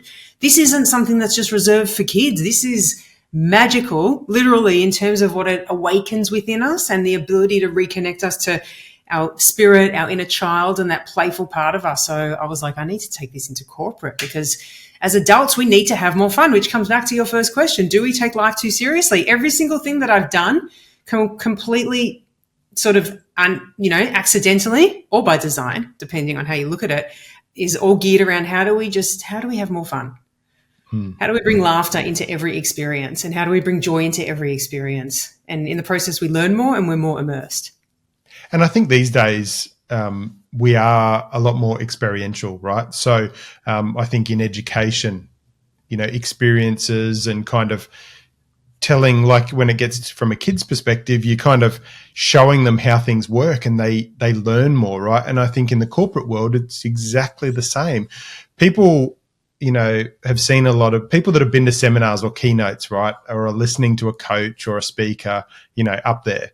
A lot of the time they come in with a preconceived, oh God, this person's just going to talk and they're just going to try and tell us all this information, right? But if you can take them and break that cycle of, and actually take them out of their mind. And I think comedy does that, but also, magic and the awe and the power of magic to go take them out of their own brain, I suppose, so that they can then kind of just grow. 100%. I think it's they're both very powerful, but what I love about magic is we tend to have a particular view about it, right? We might have seen a clown when we were in grade 3, we didn't like it, and then we decide, I don't like magic because I don't like clowns. So it's quite divisive. It's either you find an adult who loves it or hates it. There's no really gray area. And so what I love is that in that exact moment after a mentalism or a magic effect, in that wow moment, everyone becomes present. So we all are in this exact same experience where we just have this moment of, oh my God, what just happened? And then we either default to right brain or left brain. We either go, oh my gosh, that was amazing. How did you do it? I don't need to know how. I'm just going to stay in this space of wonder. Or we go left brain, which is do it again. I need to know how. I need to assess exactly what you did. But there's always that instant moment after where everyone has this shared experience of complete presence. And so no matter how left brainy we are, no matter how much we need to analyze, we all share that exact experience, which is, I think, one of the most powerful things about magic and mentalism. And you've always got that person in the crowd that, you know, sits there and goes, I know how you did that. Great. I know. Oh my God. I know. Oh, always. Oh, do you know who knows the most? Kids. Yeah. Because I do some school presentations as well, and there are some effects that I will get past adults, and kids are too smart. Too smart. They'll be like, I know, but they will say, I know how you did that. Or they'll stand up. There was this one student that stood up and he goes, that wasn't real, that was fake. And he just blurts out, this is how you did it. And I was like, oh my gosh. So many adults have just like experienced it and you just called it out. So yeah, be very careful. If you choose to do magic around children, they are honest and smart and savvy. Whew. Yeah. But yes, there are always adults that are like, I know how you did that. And sometimes they're close. Sometimes they are so far away, and it just gives me so much joy to say, keep guessing, keep guessing, keep guessing. Yeah. Yeah, no, sounds good. Now, you had a good introduction prior to the comedy and magician and doing magic and being a magician, as well as part of your keynote and your speaking and your coaching. You did journalism and you were a content producer as well?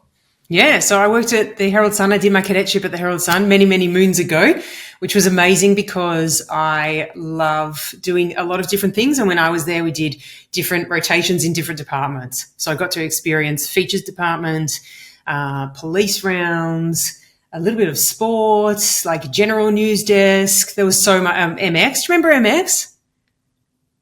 Oh, yes. Yeah, MX was so fun. So yeah, it was a really cool experience, especially moving into the journalism space. I actually went there not knowing if I wanted to be a photographer or a journalist. And so I did work experience in both departments. And then I was just like tiny little bit swayed me towards journalism.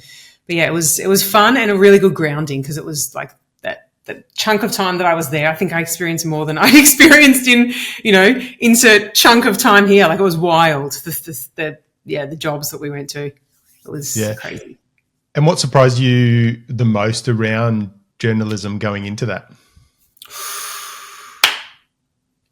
I think what surprised me the most was a lot of people have a perception that if you work at a tabloid, it's all lies.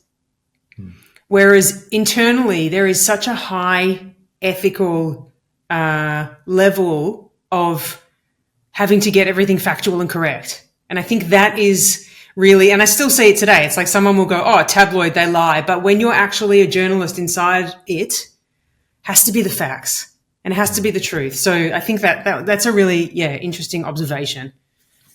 And I think when it comes to journalism, when it comes to, social media, when it comes to shows on TV now, there's very much, it's all about eyes and ears and the numbers, right? And some of the things that are shown on TV, shown in the media, the bait headlines and everything like that now. Sometimes you can click on a headline and then you read the whole article and it has nothing to do with the headline, right? They're just focusing on getting as many clicks so that they can show their sponsors that they can, they've got more eyes on their website or, their newspapers read more or their TV shows got such a viewership that they can kind of feed it that way.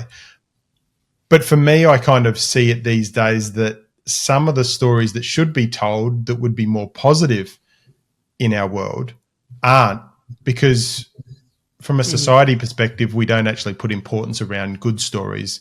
We put importance around the fear and the bad news stories. Yeah. I think the media feels very different these days than when I was there. Like I was there at a very good time because I was literally there when I remember the online department was introduced. So I was there when it was still old school, printed, the old way of doing things. And I remember at the time I was like, ooh, online, what's that for? Who's going to do that? And then the journalists were being taught they have to do 2 versions of copy. So I'm happy that I experienced it before it got crazy, because I feel like that made the churn and burn of all platforms of journalism across the board like much more chaotic. Yep. Yeah. But to your point, we always need a good news story. The amount of stories I did about dogs and cats, massive.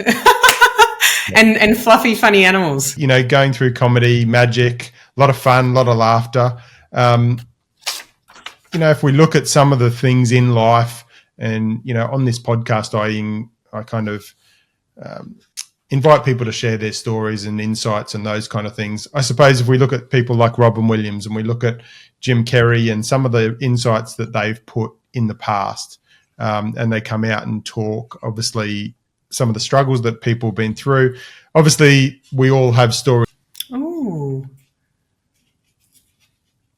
I think legitimately, like, humor was the therapy. Yep. So it's like, even now, if something stresses me out, I'll turn it into a joke. My comedy lens is so strong that I don't go too deep. And it's like water off a duck's back. So it's almost learning that has actually stopped me from going too deep into anything that would be crazy uncomfortable. Yep. So when I said it was a therapeutic tool, it really has been in every single way, shape, and form. Yeah. So it's a constant therapy. 100%. 100%. Because as I said, it gives you that space to not be so immersed in whatever experience I've just had, and to have that lens of going, aha. So in the moment you can find that comedic insight, it's like, I don't need to take that on. Sometimes, you know, when your brain is, you know, kind of not wanting to do something, focus on, well, okay, if it's, how am I going to feel after it, right? And that can be positive or negative. So, you know, if you feel like you need to have a drink, or you feel like you need to put in a coping mechanism, well, what's a positive coping mechanism? You know, so I talk about when you go to the gym, you know, you wake up in the morning and the brain goes, I'm going to sleep for another couple of hours. You know, I'm not going to, you know, you don't need to go to the gym. But if you focus on, how am I going to feel better? Am I going to feel better after an extra couple of hours sleep, or am I going to feel better after a gym workout? Well, you're going to feel better after a gym workout, because if you sleep for another couple of hours, a lot of the time you're going to wake up, you know, and then your brain says to you, you should have gone to the gym. Yeah. Right. And it's this, it's this cycle, and it's similar as well from a drug addiction or any kind of addiction perspective is, you know, when you start to reflect, and this is where journaling comes in, when you start to reflect on your journey and what you're putting in place, and you go, okay, well, when I drink, the next day I don't feel great. Okay, so put in your mind that when you go to drink and you feel like you need that coping mechanism, don't focus on the feeling of, I just need that drink, or I need to take something to help me cope. Focus on, do I want to feel how I know I'm going to feel tomorrow, when, as you say, that double whammy comes into place. Good point. Absolutely. And, you know, I love with the journaling too, when you were talking, I was thinking that it's really like the silent listener. Yep. Isn't it? There's no judgment with a journal. Yep. No trying to fix. No trying to identify and go, oh, yeah, my dog died. I know how you feel when your dad died. Nothing coming back. And then you do read, like you said, you read back, and it's also good too, because then when you've had a good day or a good moment, you look back on that too and you think, wow. And the things that we worry about, with the studies showing that 97% of things that we worry about are unfounded or based on not fact. I've lived a lot of my life in struggling with fear and dread and worry. And not so much now, like I've really been able to combat that in the last, few years, but for many, many years. And when I would write down, even now, if I write down something I'm worried about, often I'll go back a week later and I'll think all those things just kind of sorted themselves out within a day or two, and I was so worried about them. So that's evidence. And I think that's what we need to have, is evidence that things can get better, and that what we always worry about not necessarily will always happen. Yep. Now, you've obviously done 4 decades of sobriety, which is phenomenal. Congratulations. Thank you. And I know through that time, as you said, back in COVID, there's been some tough times as well. Yeah. But when you made that decision, or you got to that point, day one of sobriety where you didn't have a drink, was it like a process where you did, okay, I'm not going to drink today, and then one day turned into 2 days, turned into a week, turned into a month? Like, what was the process that you went through personally? Steve, for me, it had been it was a very, very fast decline with my drinking. I'd been addicted to prescription medication from the age of 10, due to some very traumatic events. I was put under the care of a psychiatrist. And when I picked up my first drink at 15, I could never stop at 1. So I got plastered every time, and I always set out to just have that couple of drinks. And it was just such a fast downhill slide for me that at 16, my parents, who were also in Alcoholics Anonymous, they said, I think you're an alcoholic. And my dad strongly encouraged me to come along to a couple of meetings with him to have a look.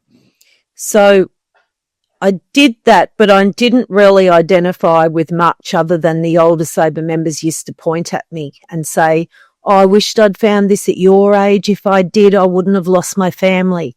I wouldn't have ended up in a mental asylum. I wouldn't have ended up killing that person. I wouldn't have lost my kids. I wouldn't have lost my business. And those things, really kind of stayed around in the back of my mind, even though I was still young. But I hit such a fast rock bottom, and I actually had an accidental overdose probably about 8 months before I stopped drinking. And I was so close to death that night, I actually was watching my body unconscious on the floor of a nightclub. And I was begging God to let me live. And I said, if you let me live, I will become honest and tell my parents the exact extent of my alcoholism and pill abuse. And I can't remember a lot about that time, and there's a lot that I still can't remember, but I was so depressed, so depleted, so hopeless. I basically, when I got given the second chance, because I was planning to end my life this day, and I heard a loud voice say, if you don't do it, if you hang on a bit longer, you'll find happiness one day. And I instinctively knew that I could never drink or touch drugs again. And if I did, it would be death. So it was like death or sobriety. And so I went in there thinking, if I want to see my 21st birthday, that's it. And I think it was total acceptance and surrender at that stage. And you don't see that's with a lot of people that come into the 12-step rooms, it takes a long time for them to get that acceptance and surrender. Yep. They're still looking for the easier, softer way. How can I make drinking or drug use work for me? They're still blaming things outside themselves. They refuse to look at themselves 100% and let the ego, disappear and start to get humble and start to get a bit of humility and seek help. So for me, that's what it was like. But it was extremely hard because I was one of the 3 youngest people in the room at the time. There was 2 sisters that were a year and 2 years younger than me. And the thought of doing I was still a teenager. I was 18. The thought of doing my late teens in AA and thinking this is it for the rest of my life was just soul destroying. but it was that or death, and I wanted to live. Even though I had, planned to end my life, it wasn't that I wanted to die. It was that I just didn't know how to live anymore. And all of a sudden now I've got a program that showed me how to live and how to find life in abundance. And I wanted that, and I wanted to hang on to that with both hands. And so even though the prospect of never drinking again and going, as fun as it was going to the movies on a Saturday night or an AA meeting, I thought, if that's what I've got to do, that's what I've got to do. And I didn't put myself in situations where I would be tempted.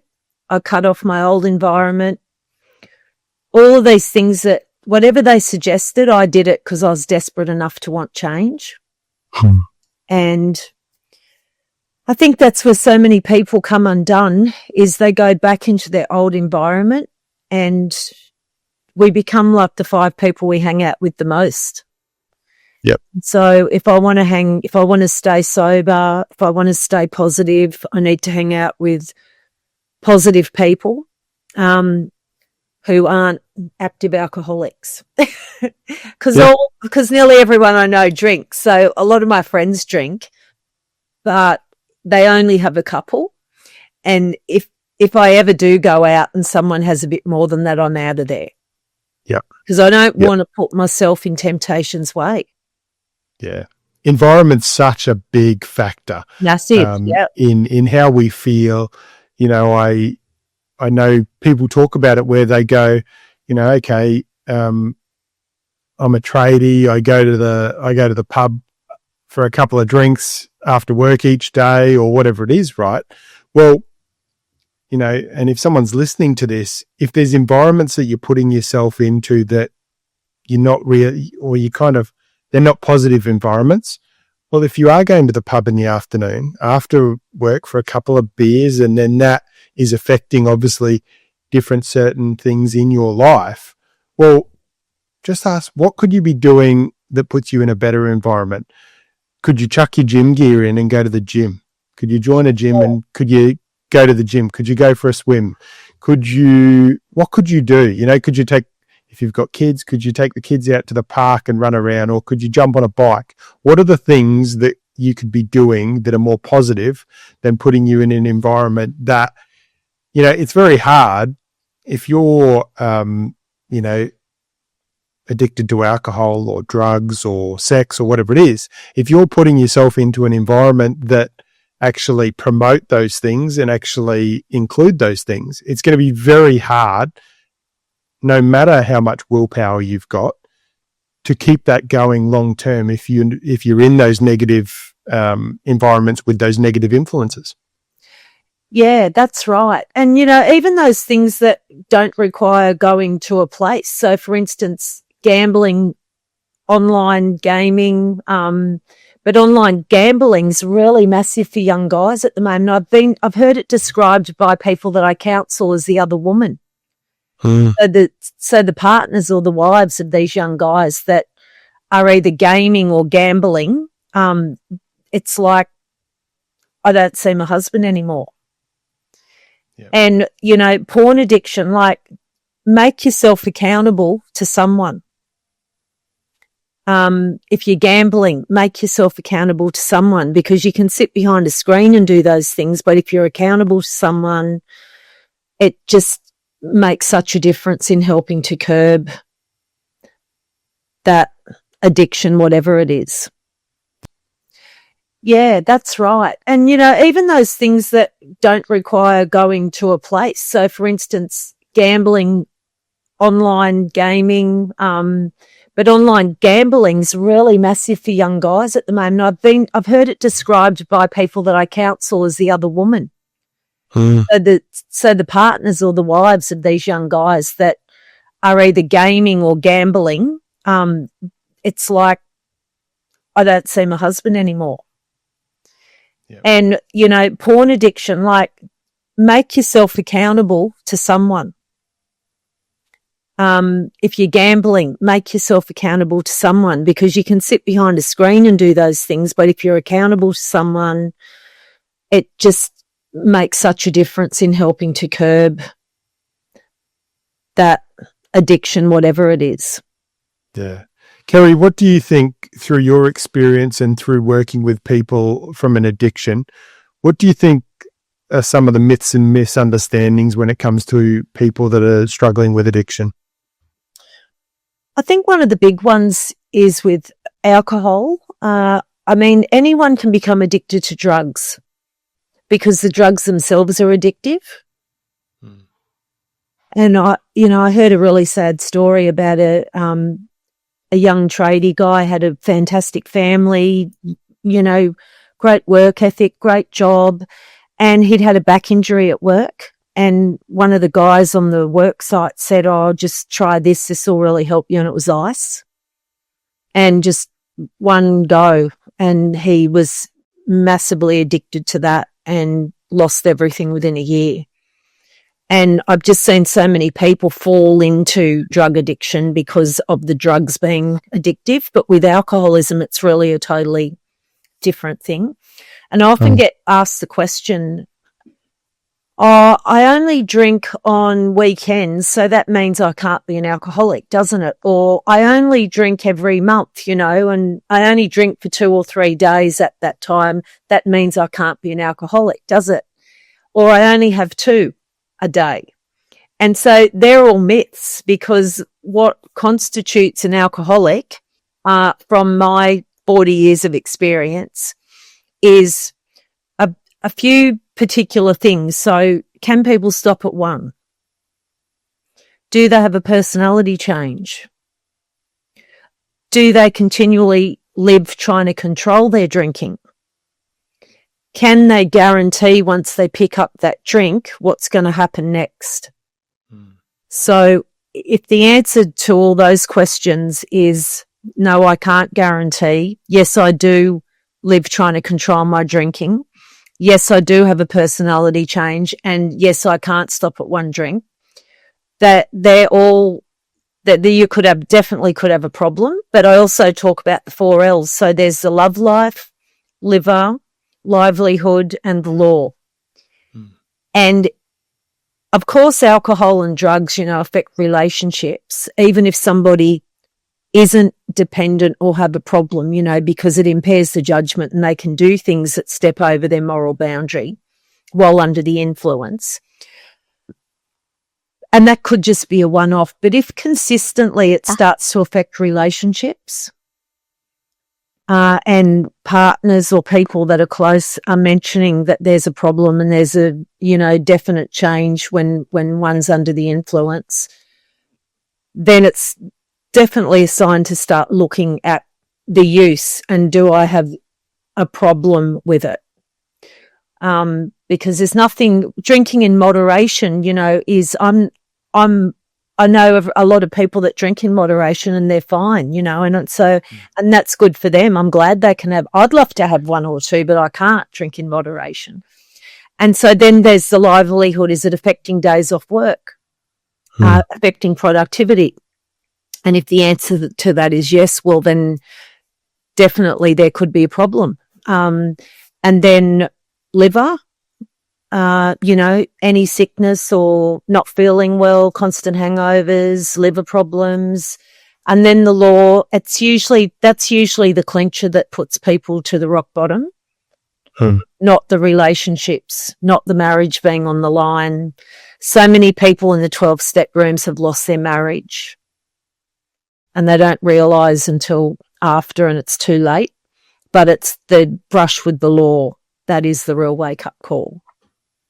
A DUI, domestic violence order.